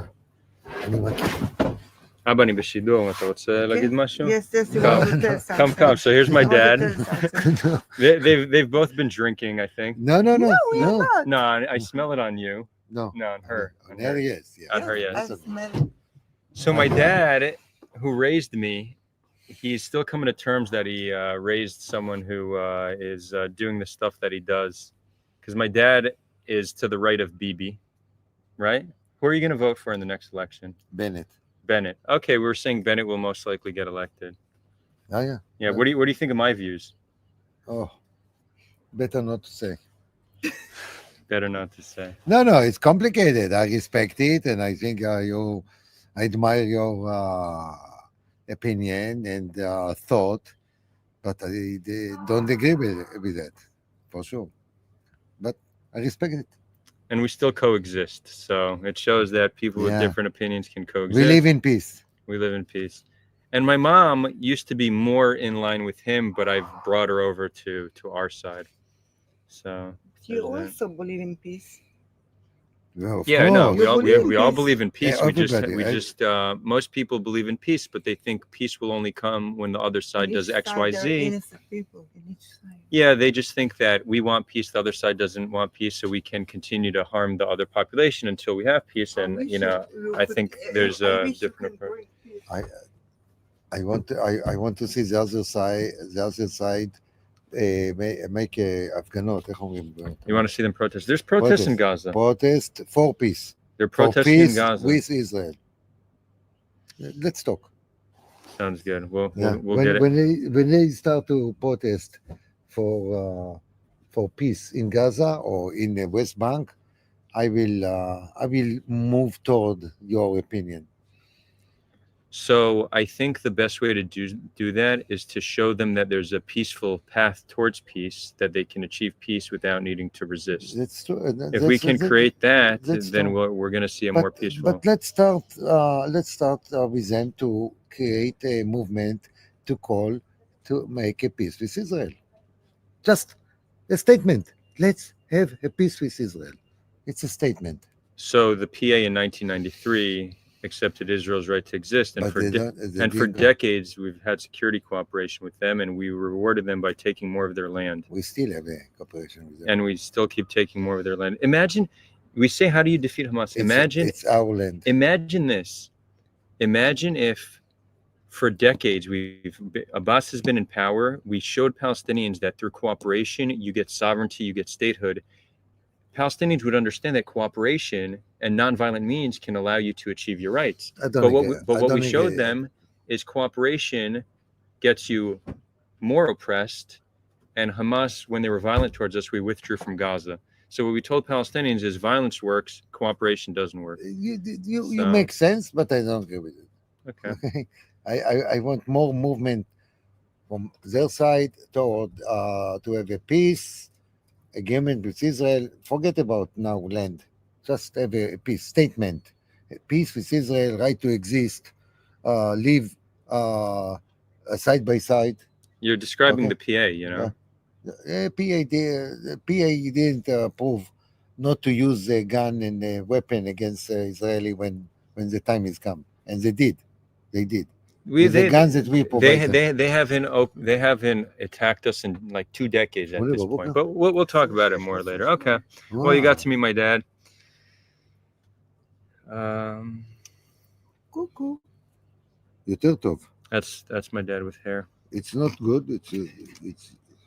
It's my blonde dad. Yeah, they're saying we look alike. Who said? The viewers. Yeah. They're laughing at my accent. No, they're saying very cool that you could coexist and argue in a peaceful and respectful manner. How do you look now? Sexy. Younger? How many viewers you have now? We have 32 on YouTube and 90 on Twitter. Okay. It's like 100 and something right now viewing. And if Sharon will sit here, you will have much more, for sure. How is mustache? New mustache. Isaac, you're saying the PA rejected the Clinton parameters. You're talking about Arafat. Arafat's been dead for 20 years. We've had look, peace is not just. It's very hard to get a population. Thank you, Abba. My pleasure. Live in peace. Live in peace. Stay in peace. No, rest in peace. No, rest in peace. You say when someone dies. No. Live in peace. Rest in peace. R.I.P. Well, there are a lot of people that are resting in peace now because of our actions. So yeah. So Isaac, I think one of the biggest,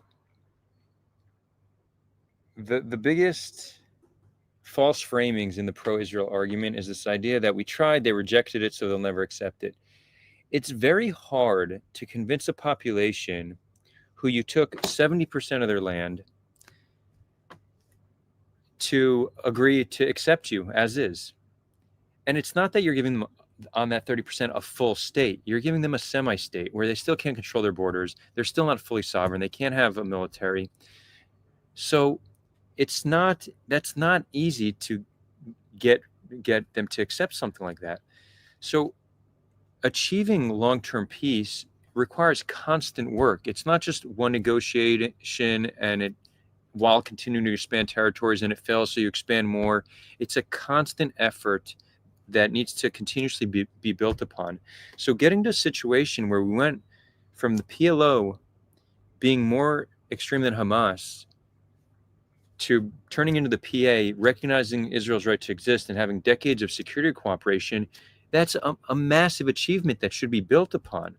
But you're not building upon it when you continue to expand settlements and you reward moderation with loss of land.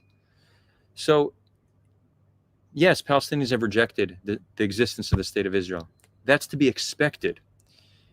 It requires a real, continuous, good faith effort to achieve lasting peace, and we just haven't done it. We've done a few attempts here. Often it comes up, I don't want to call it performative, but just a few attempts. The second they failed, okay, we're just going to go keep taking more land, more of these oppressive measures. And there's an excess. What we say we need to do for security is not simply what's for security. There's our security apparatus acts in excess in a way that is oppressive. So there's definitely a path to do this. It just requires the work, and we're not doing the work. We tried a few times, and then we use that as our justification to impose on them oppressive conditions for eternity. That's essentially what we've been doing.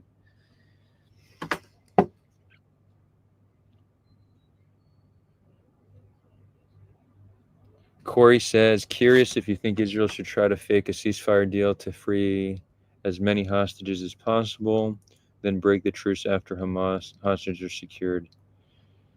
No, I don't think they should do that. I mean, that's what they did last time, right? They signed a three-part deal, a three-phase deal. At the end of phase one, Israel said, we're not going to continue into phase two. If you want, we'll extend phase one, but then we're going to continue the war afterwards. And we would have had all the hostages back by now, had Israel continued with all three phases. No, I don't think that. I think the chance, and I was saying this days after October 7th, the chance of defeating Hamas militarily has always been pretty low. The cost in trying has been extremely high. This was predictable on October 7th. So when you have a low chance of succeeding militarily and a certain chance of an extremely high cost, it's good to look to other means to solving our problems. So I don't think they should then continue because, again, continuing is just more death and destruction with no guarantee of success.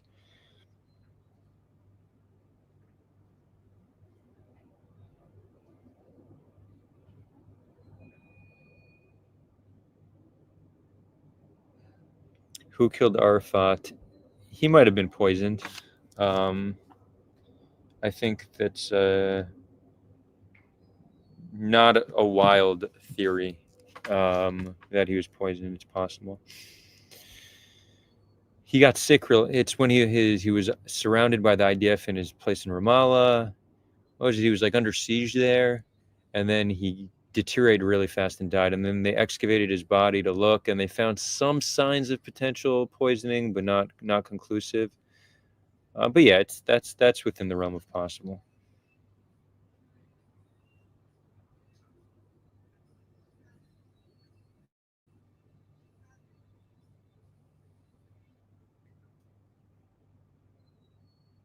So Super Kripke says, why don't Palestinians accept the deal that the thieves offer them? Right. So this is exactly how many Palestinians view it. They said, why accept only 30% of our land? Why accept Israel's right to exist after all they've done to us?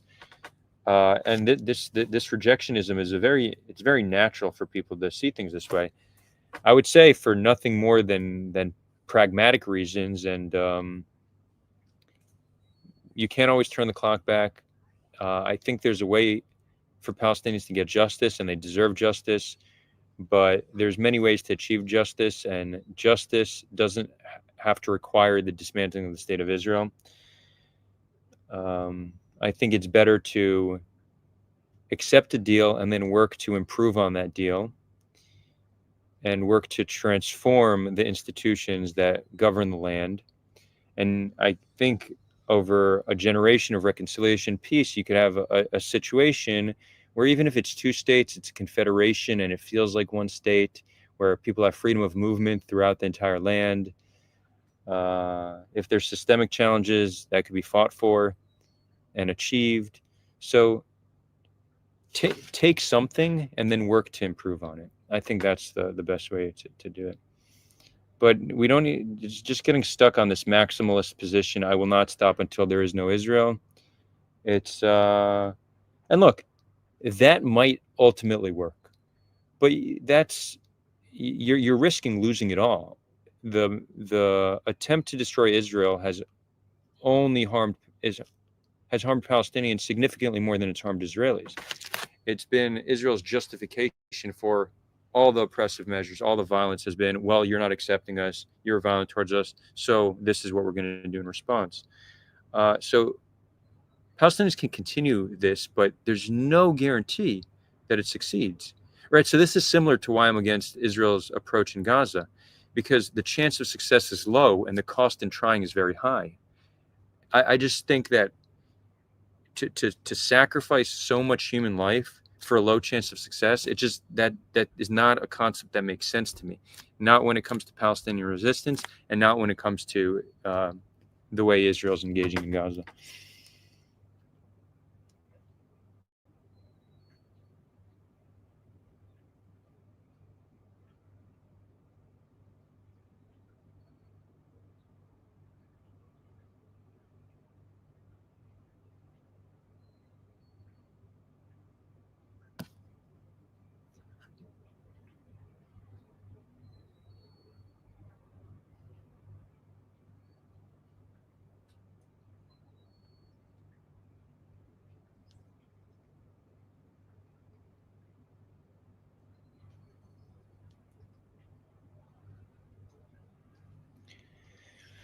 So Isaac say, but what's their goal? So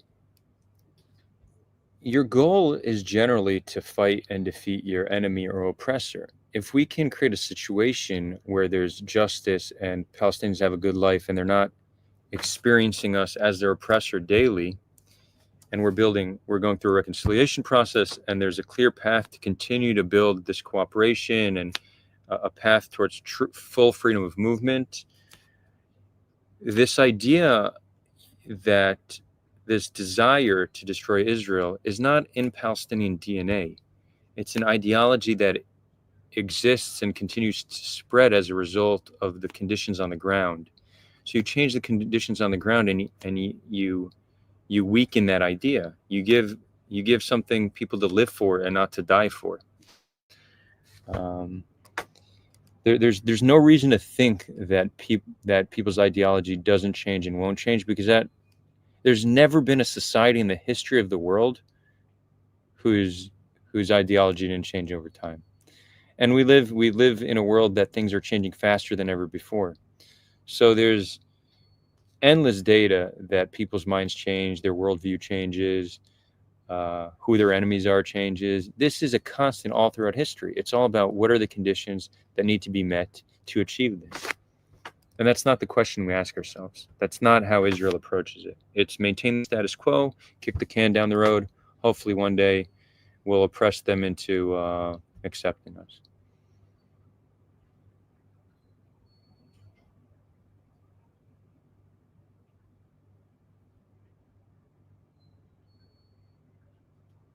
First anti-Hamas protests in the world, the only ones are in Gaza now. No, Corey, that's not true. There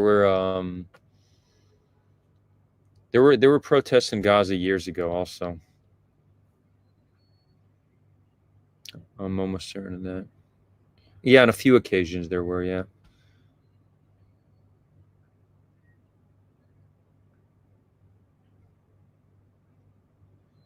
God is most certainly entertained by all this conflict. Humanity is a mess, and I suspect it's by design. I don't know if I'm not going to agree with you. It's designed by God, but it's by design. If you look at our Stone Age psychology, right? We have a psychology that is very much, a mindset of scarcity, fearing others, If we're in a situation where we believe it's us or them, we'll always choose us and kill them, right? That's our psychology. But we live in a world of abundance, but we still have often have a mindset of scarcity. One of my favorite quotes, and I don't know if this is word for word, but we have Stone Ape psychology, medieval political systems, and godlike technology, right? That's when you say humanity is a mess, that's what I attribute it to. And design, if the design you're describing is natural selection, then I would agree. But design doesn't imply natural selection generally. But natural selection, the mechanism of natural selection is a designer of sorts. It designs things based on conditions to survive. So it's just not with an intention. It's not an intelligent, a conscious thing.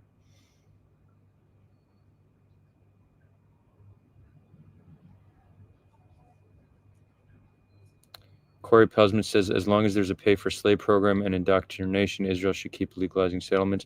So, Corey, no, that's not how it works. First of all, if Israel wants to change that, then they should be negotiating with the PA. We have not negotiated with them for 20 years. If we want to change things in the PA, then you actually try to change things. You don't just continue to expand settlements. We're not expanding settlements because they have pay-for-slay. We're expanding settlements because there's a strong base in Israel that have political influence that want settlements to continue. If there's things we don't like about them, we negotiate that to change. And the pay for slave program is not a pay for slave program. And I'm not even saying it's the best policy, because it could act as an incentive for terror attacks, but that's not what it is. What we call pay for slave program is just welfare for families that lost their bread earner. It would be the same if a Palestinian civilian was shot by the IDF and they did nothing wrong. They slayed nobody. They didn't attempt to slay anybody. They'd still get money. It's social welfare. That's all it is. Now, you could say it's not a good form of welfare. It creates bad incentives, but it's not a pay for. The reason it exists is not to incentivize terror attacks. The PA actively works with Israel to stop terror attacks. They arrest their own to prevent terror attacks. So it's just that's one of those propaganda claims that is just widely accepted as true. And when you really look at what it is, it's not that. Also, the amount they get is not, they're not getting all too much. And there's not actually, I don't think it's proven at all that it acts as an incentive. But what Israel could do, let's say Israel doesn't like it, they could say, you know what? We think this pay for slave program, as we describe it, is a problem. So here's what we'll do. You'll end that, and we'll stop demolishing the homes of terrorists, because that increases the incentive for it, right? Because not only do they lose their breadwinner, they lose their home. These families need some money more than anybody else. They need a new home. So Israel can negotiate that, but they have never tried. There's no interest to. There's an interest to expand and maintain the status quo.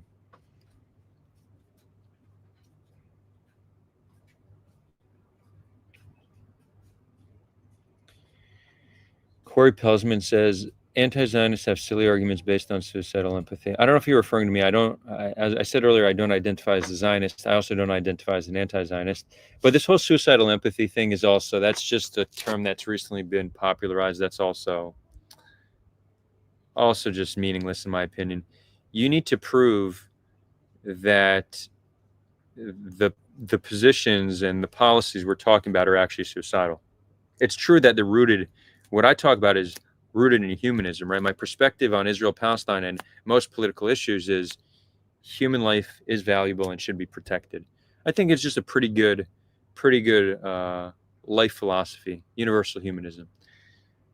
So there's a level of empathy there, but you need to make the case that there's something suicidal about it. I think what Israel's doing now, our non-empathetic approach, is increasing the risk that Israel ceases to exist.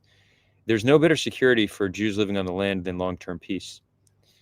There's also no better security for Jews around the world than Israel not violating human rights and killing people. So it's true that left or the humanist position is more empathetic, but I've not heard a coherent case that it's suicidal. It's just a form of ad hominem to negate another's view without explaining why you disagree with it.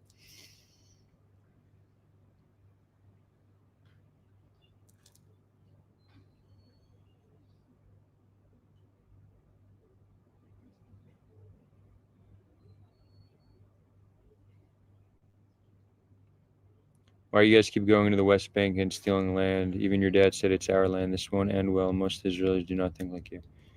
Yeah, most. Well, I don't know if most Israelis no longer support two states, but what percent will say all the land is ours for ideological reasons? I don't think that's over 50%, but it's probably in that range.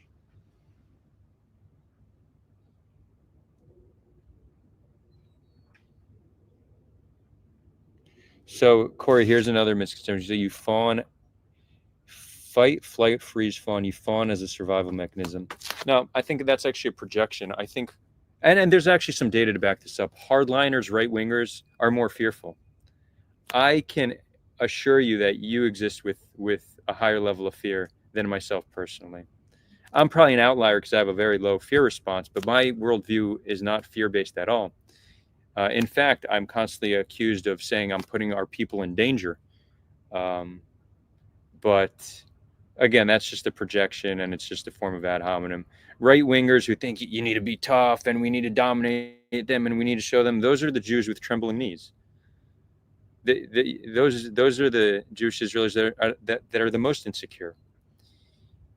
People who generally act like the tough guy, it's because they're scared. So nah. You have a much higher fear-based worldview than myself, and I could guarantee that. And again, I can't speak for other people with similar ideology than myself, but generally, right-wingers have a higher degree of fear and disgust of others. There's data to back this up. Right-wingers also, on average, have a lower IQ. You know, it's you become right, and also one of the best determiners for becoming more hardline and more right-wing is being in conflict. Fear makes you more right-wing. We know this to be true. So actually, so you're saying fawn. So your response to fear is fight, but acknowledge that it's fear-based. I think that if you're able to overcome the fear and be truly calm and collective and say, okay, what is the best for humanity? Let's find that solution. That's an approach you could really only do if you can overcome your trauma and your fear. You can start to look at things in a more calm, collected, objective way. So I think you're projecting, my guy.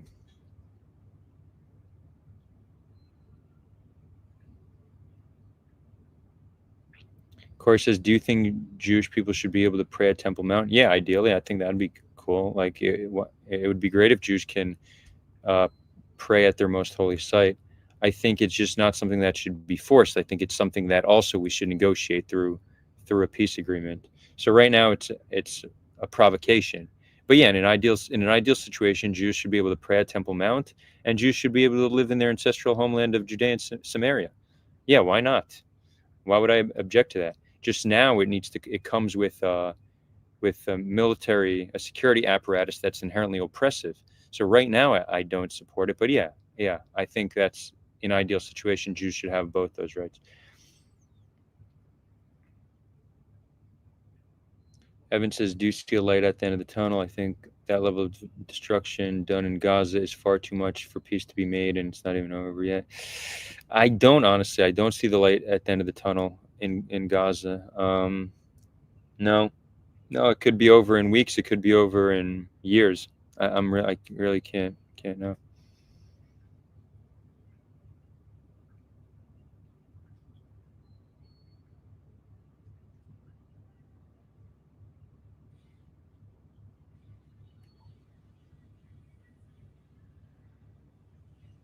What's my profession? Omega asks. I don't have a profession really, so I don't have a college degree. After the IDF, I became a club promoter in Tel Aviv, ended up being quite good at that, but I understood they don't really pay the promoters much, so I started building and managing my own teams of promoters and started producing events primarily for tourists in Tel Aviv. I then understood that I have since I have connections at the clubs, let me manage some artists and get them gigs at these clubs. And then I met one of Israel's top music producers. Together we launched a record label and and then over time a music tech startup. I was doing all that, but didn't feel truly fulfilled. Then I got involved in peace activism. This was in 2014, and was doing peace activism alongside building this startup and the record label. And then in 2017, I wanted to get out of the nightlife, and I was never earning a salary at the startup. So I left the nightlife and got a job at a blockchain company. I worked in Web3 for almost 4 years, which was cool. I was able to get into crypto in 2017, which is quite early. It definitely helped when not getting a salary, getting in on crypto early. And then 3 years ago, me and one of my closest friends launched a company called Grateful Giraffes, which is a lifestyle brand and global community, still operational, still up and running. I'm no longer full-time there. I function more as an advisor, because around a year ago, I got an offer to build Head On, which is officially my third company, which is a platform designed to bring people from opposing viewpoints together for conversations using AI to help people find common ground. And then as of actually last week, I sold my shares to the music tech company, which is called Alpha Music. I cashed out, sold my shares to my partners. Just because I believe we're not AI resistant, and I haven't been actively involved in a long time. And the cool thing about Head On is that it allows me to do more content, because part of what we're doing is peace building and content related. So that's why I've been doing more live streams now than I have been the past years. So yeah, that's my professional career. So what's my profession? I guess entrepreneur and peace activist is what I would say. I don't like peace activist. I don't like the way that sounds. So entrepreneur and political commentary. I don't know. So maybe give some suggestions.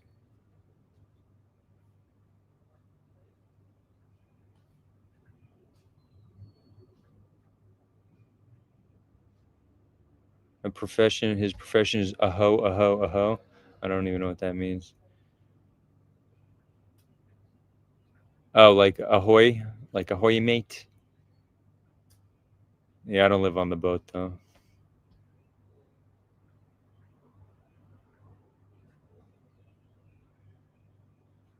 Corey then comes back. I give a very nuanced explanation on what pay for slay is, what it actually functions as, that we don't have evidence that it acts as an incentive, and a way to change it. And this is the extent. And I get it. It's sometimes hard to be nuanced in comments, but this is really the extent of so much of the Hasbara world today. His response: pay for slay exists, whether you downplay it or not. We'll let the audience decide who made a more compelling argument.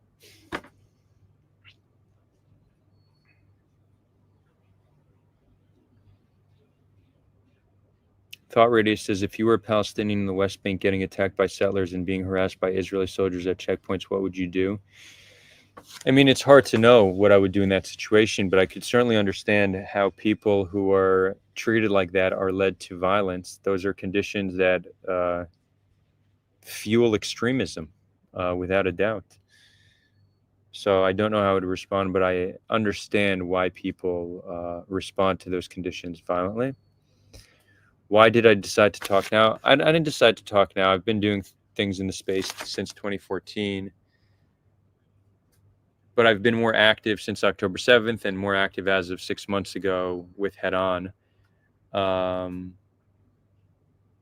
When I just got started, I was less critical of Israel. I was just focused on humanizing both sides, just humanize Israelis and Palestinians, which is still part of my activism.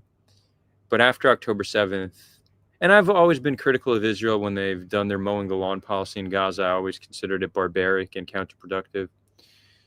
And I always considered what's going on in the West Bank to not be justifiable.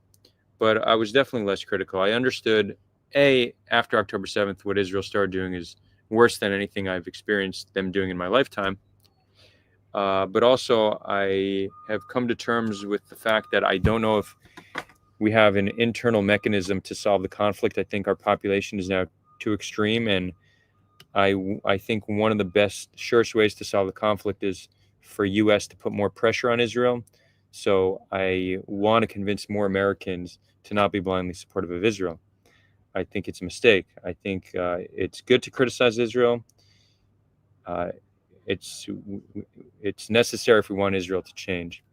So humanize the people, demonize the system. If we want to summarize my approach in short.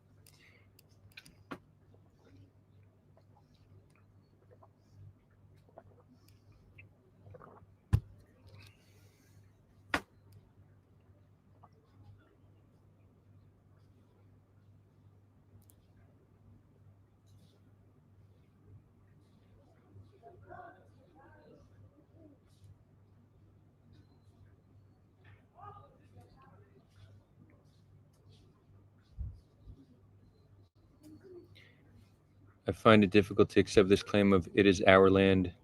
Adar, how do you see the Greater Israel idea? Well, Greater Israel is a conspiracy theory. There's no real political movement to expand the borders beyond the West Bank. Yes, some fringe groups want it, but Greater Israel has two definitions. And this is actually, if anybody's seen the debate I hosted on this channel like 4 years ago between Rudy Roshman and Noam Chomsky, they got caught on this point for way too long, and I actually didn't know the answer to it till after the debate. But Greater Israel means all the land between the river and the sea. That's one definition of Greater Israel. And then the other is that map we sometimes see that includes Jordan and Lebanon and Egypt and Saudi Arabia. So the second Greater Israel, that's not relevant. Don't worry about that. Netanyahu recently said he feels, he mentioned something about Greater Israel. He was referring to the land between the river and the sea. Corey now says I'm downplaying playing Jewish people's intergenerational trauma. Look how you come out swinging and now you're acting like the victim. Okay, dude. I'm definitely not downplaying Jewish people's intergenerational trauma. In fact, one of the things I constantly get backlash for from my Palestinian viewers is that I explain that our radicalization is a result of trauma and that we're traumatized people. And my attempt is actually to humanize Jewish people and to humanize Israelis and to explain that we're products of our environment and trauma shaped us into who we are today. So not only did I downplay it, it's a central part of how I describe things. And same goes for the Palestinians, right? Israelis and Palestinians were not born hateful. We were created hateful. Our lives, whatever happened in our lives, the system we were born in, the experiences we had, that made us who we are. So we need to change the system so that we're born innocent and that we grow up into these kind, compassionate, not traumatized people.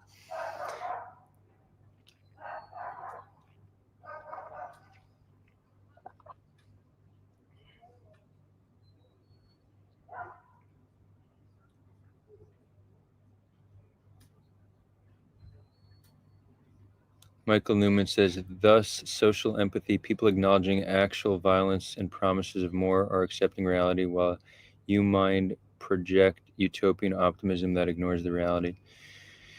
Yeah, I mean, those are certainly words, but I don't think that's in any way reflective of what I say. In fact, point to me where I described something that puts us in grave danger. I always acknowledge the need for us to have security on the land. It's our greatest need here, and we face a very real threat.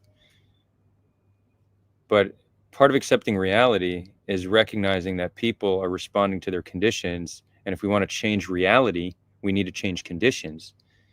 But our approach has been to impose conditions that lead to radicalization and violence, and then act shocked when we experience violence. That's a wild way to view life. So optimism, yes. Utopian, no. And it's all grounded in pragmatism. So again, I think you're probably just uncomfortable with things you don't like, and that's your way to try to feel more comfortable about it. Tell me what reality I'm ignoring. I challenge you. Tell me.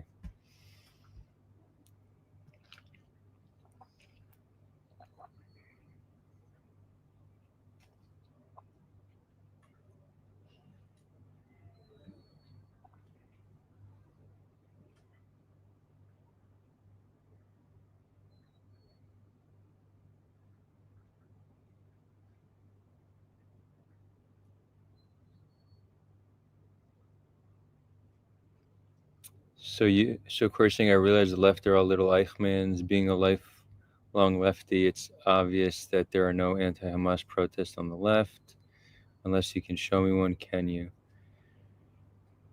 No, there's probably no left-wing anti-Hamas protests on the left because most people see Hamas as a resistance group that's fighting their oppressor, and they'd rather focus on the oppressor that is killing orders of magnitude more people and have been killing orders of magnitude more people prior to Hamas's existence. Hamas only existed in the 80s. You have decades of oppression leading up to the creation of Hamas. So I think that's probably what lefties see, at least the nuanced ones. The less nuanced ones, for them, it's just strong versus weak, so they go with the weak, right? But the more sophisticated lefty will probably say Hamas is bad, not an ideal partner for peace, but they hold very little power compared to Israel. Israel truly has the ability to change the situation. But look, Hamas definitely, if Hamas just gave up their fight for Israel and stopped, didn't build tunnels and invested in infrastructure, yeah, that'd be Gaza would definitely look very different right now. But that didn't happen, right? So that not happening does not allow Israel to do whatever it wants. Israel is the one that propped up Hamas and kept the PA weak, right? Israel is, to a large degree, contributed to the situations that allowed Hamas to rise to power and allowed Hamas to stay strong. So, and for me, it's more so, as an Israeli who pays taxes to Israel, who served in the IDF, it's just an emotionally mature thing to do, to focus on your own government rather than tell your enemy that they need to change. If I see my government doing a whole lot wrong and creating conditions that are almost certainly going to lead to violence, and then my response to that is, but Hamas bad, that to me just seems like a form of emotional immaturity. I imagine if I was a Palestinian, I'd probably be more critical of Hamas. Although that would come with fear if I was living in Gaza, right? You're critical of Hamas, you get a lot of backlash. You could get killed. So I don't know what I would be doing if I was living in Gaza, but for an Israeli to be more critical of Israel than Hamas makes immense sense. And also people who understand that power dynamics are very important in understanding conflicts would also be more critical of Israel. But I think nuanced people can recognize that neither is an optimal partner for peace. And we should condemn both when they're acting violently and praise both when they do something good.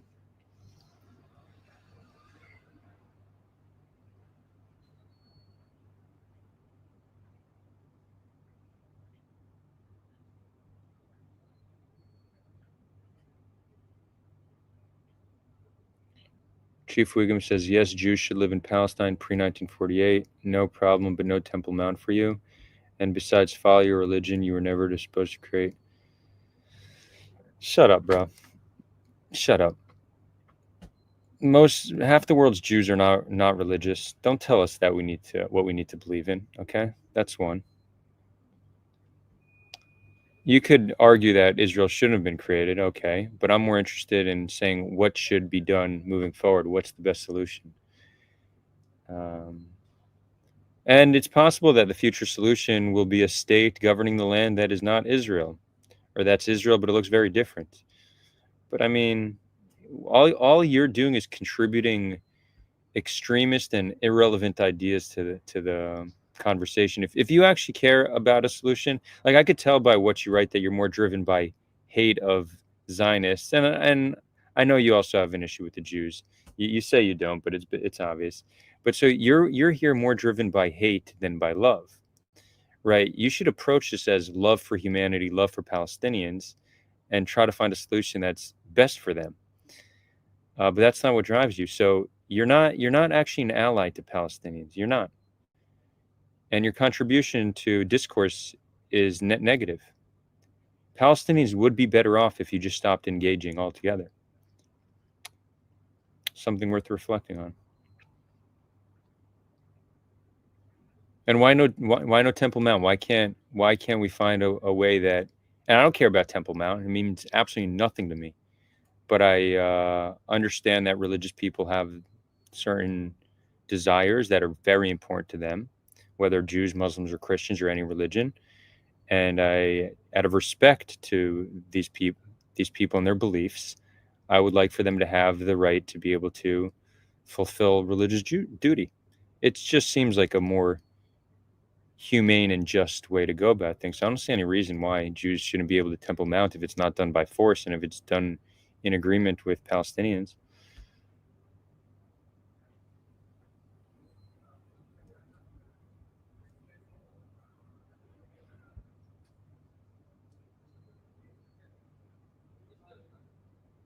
Why is it that a Jewish state must be established when the cost of such a project mean the expulsion of 800,000 people from their native land and massacres? Why did it override Palestinians' lives?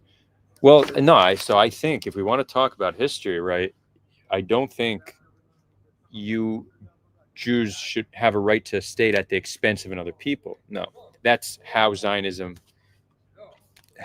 happened in practice. Are there other forms of Zionism that wouldn't require replacement? Yeah, I imagine it probably wouldn't have been much of a Jewish state in that way, but you don't get to create a state just with such a great cost. No. Jews should have the right to self-determine. There's enough land that can be shared, but it doesn't need to require displacement or overriding other people's rights. Jewish security should not come at the expense of Palestinian justice or Palestinian liberation. We both deserve to have our rights protected.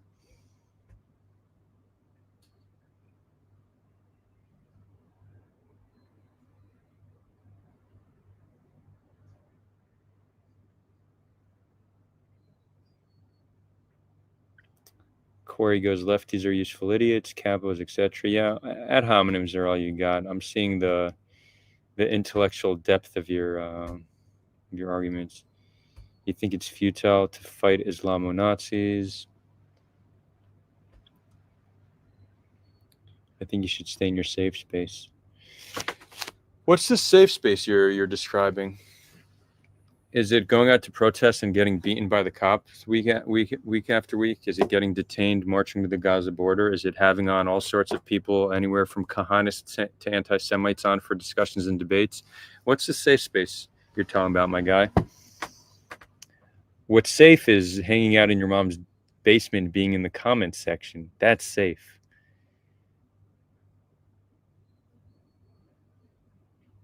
It's much less safe putting your reputation and name on the line, willing to engage and debate anyone who comes your way, and actually being on the ground, paying the price of trying to make a difference.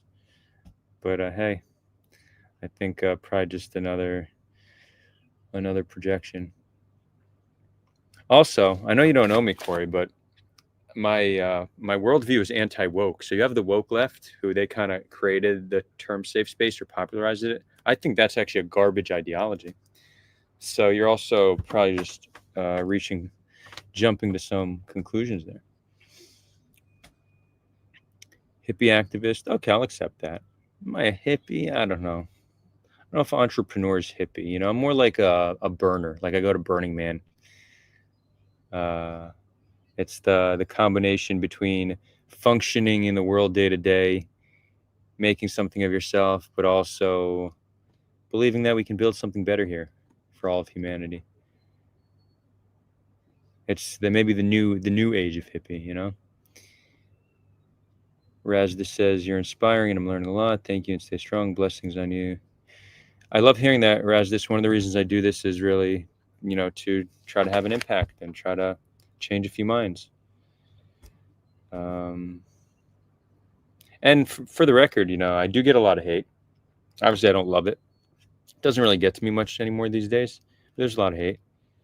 But I get a lot of messages that people say their views have changed from both sides. Israelis, Palestinians, supporters of both. Their minds are changed through this content, and that motivates me to keep doing it.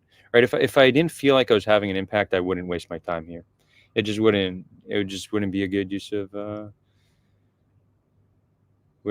my time.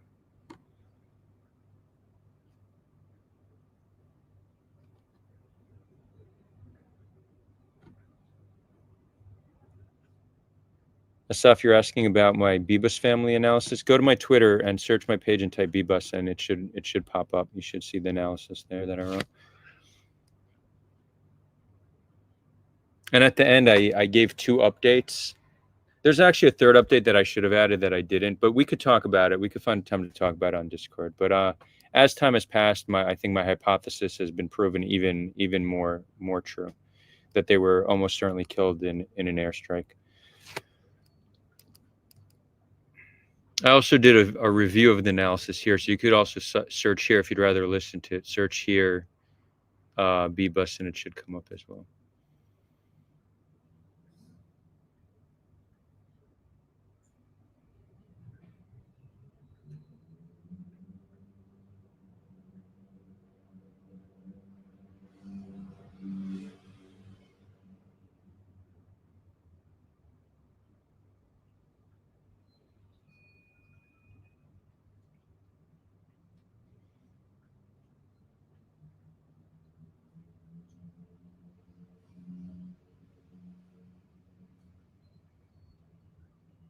Vosh Hate Watcher says, "Stop the genocide, free the hostages." That's a solid position right there.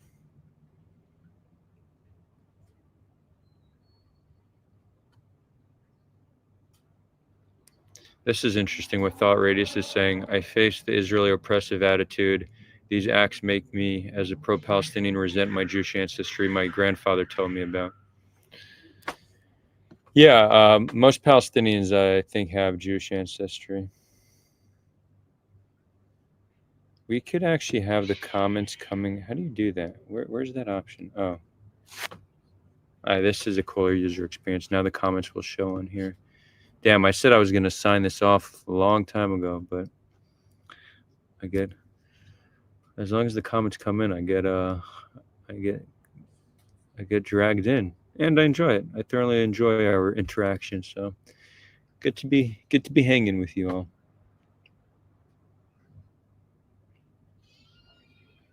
Chief Wiggum said, "It is not your land, and you're never allowed to create Israel." Fine, but I feel like that's a different argument now. Right now, Israel exists. So the question is, what is the solution moving forward? And we should try to keep two things in mind for a solution moving forward. Have it be a humanist approach, one that protects the rights of all people living on the land.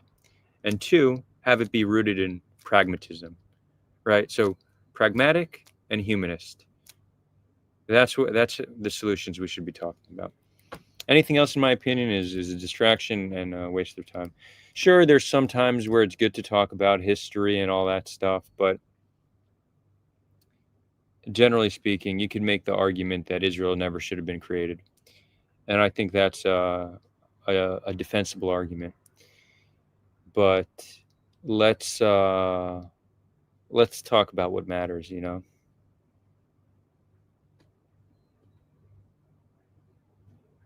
Evan says, how do you explain attacks on indigenous Jewish communities like Hebron in 1929 before Israel was created if occupation and displacement is the root of Palestinian animus? Well, 1929 is after decades of tensions rising. The Zionist movement started in the 1880s, and by the 20s, it reached a boiling point where there was mass immigration of a population claiming the land for their own. By the 20s, the Palestinians understood that It was after the Balfour Declaration. It was after the vision of Zionism started becoming a reality. Displacement already happened in the 1910s. Not mass displacement, but people were displaced. So that the Hebron massacre was not created in a vacuum. That didn't come out of nowhere. I think a more interesting question is, how do you explain violence against Jews prior to Zionism? Right? Hebron is easy to understand. It's not justified, but it's not hard to make sense of it. Prior, there was still violence, but then it was sparse or sparse. How do you pronounce that word? Sparse. It was like a few instances of actual like violence every century, which is just in line with, look at global averages of minorities being attacked all throughout the world, and it's probably similarly in line with that. After at the turn of the 20th century, wait, I always forget, is it turn of the 19th century or turn of the 20th century? This is one of those things that should be easy to remember, but is 1900s going into, wait, is 1800s going into 1900s? Is that the turn of the 20th or 19th?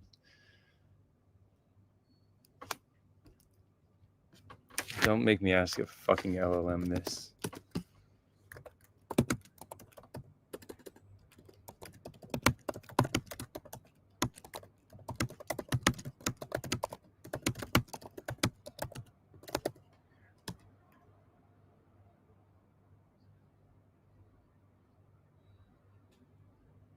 The turn of the 19th to 20th.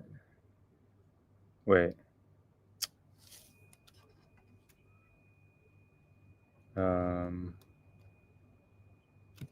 So it's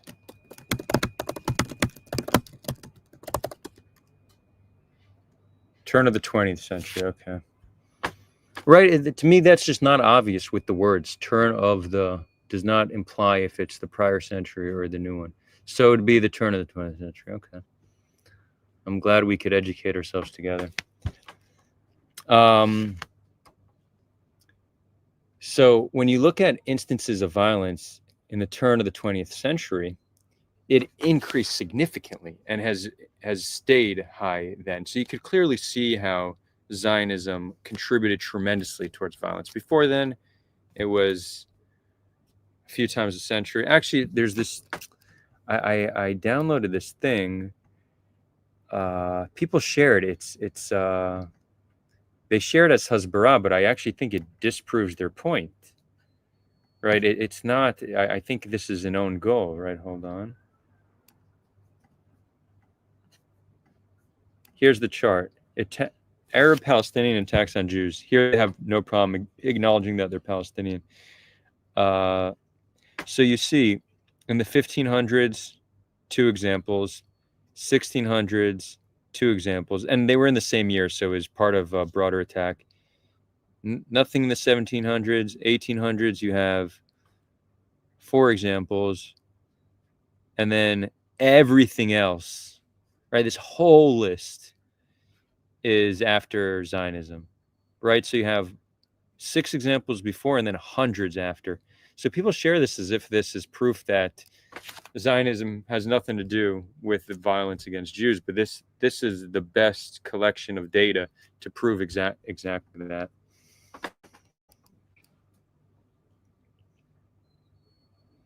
You are saying Islamo-Nazis are futile to fight against? No, I just don't think we have the same idea of how to fight them. I don't think the solution, and I think it's oversimplistic and our way to deflect from responsibility to blame the problems we see in Israel-Palestine on Islam, because Palestinians are acting as all other people before them acted as response to settler colonialism. 10 דקות. כן, סבבה? אני ארים. כן. Where were we? Islam being oversimplistic. Now, anytime there's a mass migration of a population claiming land for their own, and we have dozens of examples of this throughout history, it was always met with violence, whether it was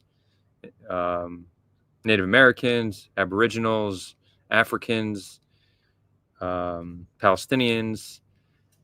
So there's clearly a set of conditions that are not just unique to what Muslims are experiencing that lead to violence. Secondly, Palestinian Christians have engaged in violent resistance against us. Thirdly, you have Muslim Arabs that serve in the IDF. So it's just overly simplistic and not really an accurate way to understand the world. Sure, are there Islamic resistance movement and they find strength and justification in Islam to do what they're doing? Yeah, without a doubt. But that's almost, you're looking at it the wrong way. They're not extreme because they're Muslim. They adopt these Muslim beliefs because they're extreme. And we have countless of examples. We have peace with most of our Muslim neighbors.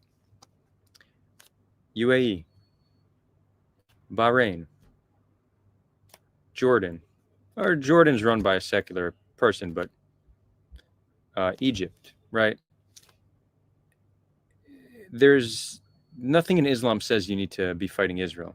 It's not an Islamic issue. It's just something we tell ourselves because we don't want to really look at the core issues. So I'm not saying it's futile to fight Islam and Nazis. I'm just saying it's a misidentification of what the actual problem really is. It's why a Muslim Israeli is much less likely to support violence against Jews than a Christian Palestinian. How do you make sense of that? Well, because one group of people are oppressed by Israel and the other isn't. So suggest broadening your worldview to better understand the conflict. Because here's the thing, when you misattribute the problem, when you can't recognize what the problem is, you're not in a position to solve it. Most Israelis are convinced that we tried it, there's nothing we can do, so now we just need to be violent or oppressive. Yeah, clearly we've misidentified the problem.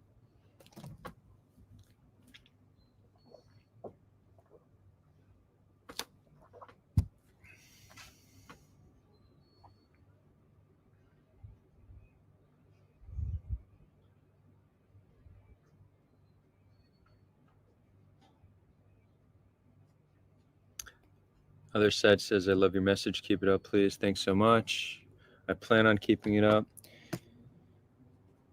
Jeff Dotson, we're going to do just a few more minutes. It's midnight, okay? Jeff says, how long were you in the IDF? What was your job? What did you actually do? So I was in Golani, which is an infantry unit. I served in the West Bank for some of it. But I also, it's a complicated story. I actually got to run the equipment manufacturing department of my unit, which is a pretty prestigious job that I just happened to get there kind of by chance. So on the weekends, I was doing things in the West Bank. When I had to stay for the weekend, I was doing regular West Bank, like checkpoints, patrols, and stuff like that.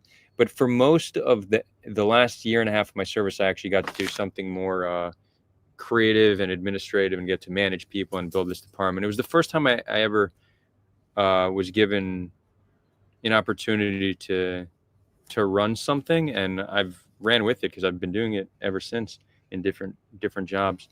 But on the operational side, it was just doing stuff in the West Bank. And then as a reservist, I served on the Syrian border during the Syrian civil war, which was interesting. But then in 2014 or 15, they let me out of reserves for ideological reasons, because I told them that I'm not going to fight an unjust war. I'm not going to go kill people for a government I don't support. Although I could defend, right? If I see a military justification to defend, but I would never go into Gaza or the West Bank as an IDF soldier. Never. Not in this stage of my life.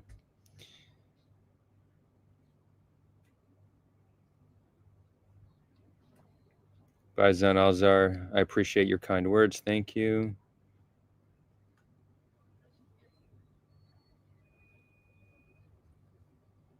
Corey says, you are the fearful one, or if your family was kidnapped, you would just accept it.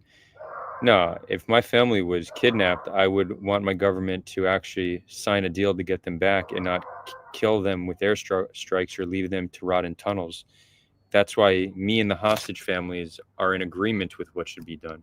So yeah, I mean, my perspective here wouldn't change if my family was taken hostage. I think if your family was taken hostage, you would actually want Israel to get them back and not just try to defeat Hamas.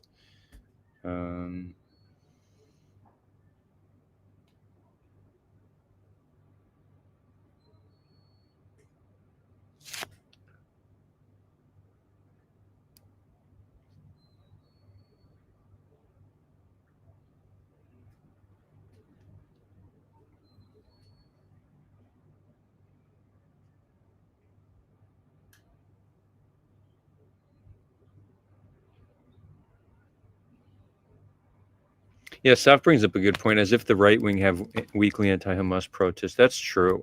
Is anybody having an anti-Hamas protest? An anti-Hamas protest doesn't even make sense. That I actually glossed over this. You protest your government because you want them to change something, either do something they're not doing or stop doing something they're doing. So when people are protesting in the West, they're protesting their government's support for Israel. So an anti-Hamas protest, it's more performative than anything else. It's not that's not what motivates protesters. It needs to have a cause. That's why in Israel you don't see anti-Hamas protests. Why are the Israeli right not protesting against Hamas? It's dumb. It's ridiculous. Nor should we rely on the good graces of Hamas to solve our problems, right? Everyone's like, oh, well, Hamas should just surrender, just return the hostages. They should. But if they don't, that doesn't mean you just do whatever you want to Palestinians. That doesn't mean if we want the hostages back, we just hope Hamas gives them back. No. Israel is responsible for its citizens. Israel failed to protect its citizens on October 7th, and Israel has still failed to get some of them back since. So being a little keyboard warrior, tell Hamas to release the hostages, tell Hamas to release the hostages. It's a low IQ position. It's like, think about it. What do you think? Hamas is just going to release them because they decided to be nice? That doesn't make any sense. And what a mainstream position it's been for so long in pro-Israel circles. It's embarrassing. It's embarrassing. Jews are widely recognized to be intelligent and successful. I feel like the most intelligent ones just are not doing hasbara. They're building companies. They're doing all sorts of awesome shit, providing value for the world. I feel like hasbara is generally attracting middle to lower tier. And maybe there's something elitist about how I'm describing this and unkind how I'm describing this. But I mean, for such a successful people to be so cringe, incoherent, uncompelling when it comes to their propaganda, it's definitely that space is not attracting the best of the best.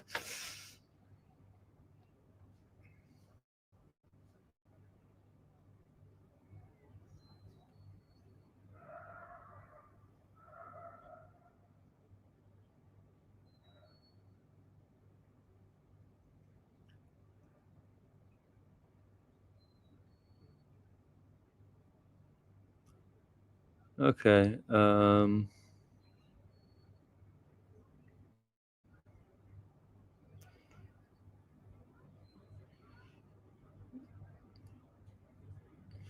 Damn, there's a lot of. I'm really behind on messages. All right, guys. I can't. I need to skip over these. If anybody wants to do a super chat or two, I'll answer 2 more. But if not, then we'll have to wrap it up. I love that the chat's this active, but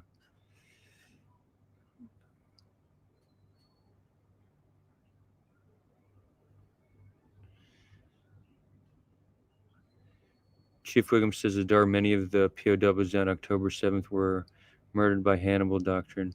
Yeah. We know that Israel used a lot of fire especially on the border. Anyone returning into Gaza, there was massive Apache fire used. So it's reasonable to believe that some amount of the people that were incinerated were hostages being brought back. That's not conspiratorial or far-fetched. It's hard to know how many that includes. I hear some people saying that almost all those killed were by Hellfire missile. That's just bullshit. The overwhelming majority were killed by Hamas, but a few dozen to maybe 100 by Apache fire. It's hard to know. There's some ways you could analyze and do an estimate, but it's I've never put in the time. Nor do I actually think it matters, because I'm very upset with a lot of things Israel has done, but them losing control of the situation, then using massive firepower to try to get control of it, that's not the worst thing in the world. Would I have supported an approach like that? No, but it's not like, I don't think they were doing it because they wanted to kill their own in order to have a justification to attack Gaza. I don't think it came from that place. I think it was just a very difficult military decision that I personally wouldn't have supported, but I don't think it's the worst thing in the world.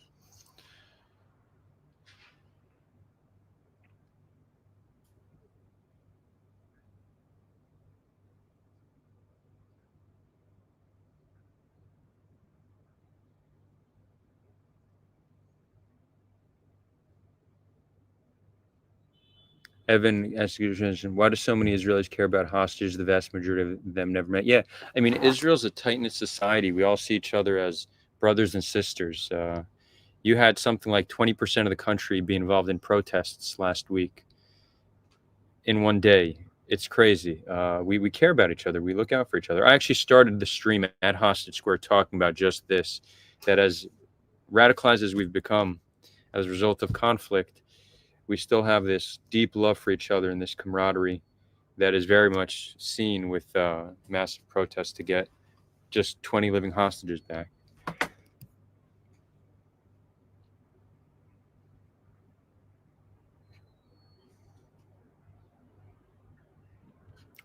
Okay, we're going to wrap it up.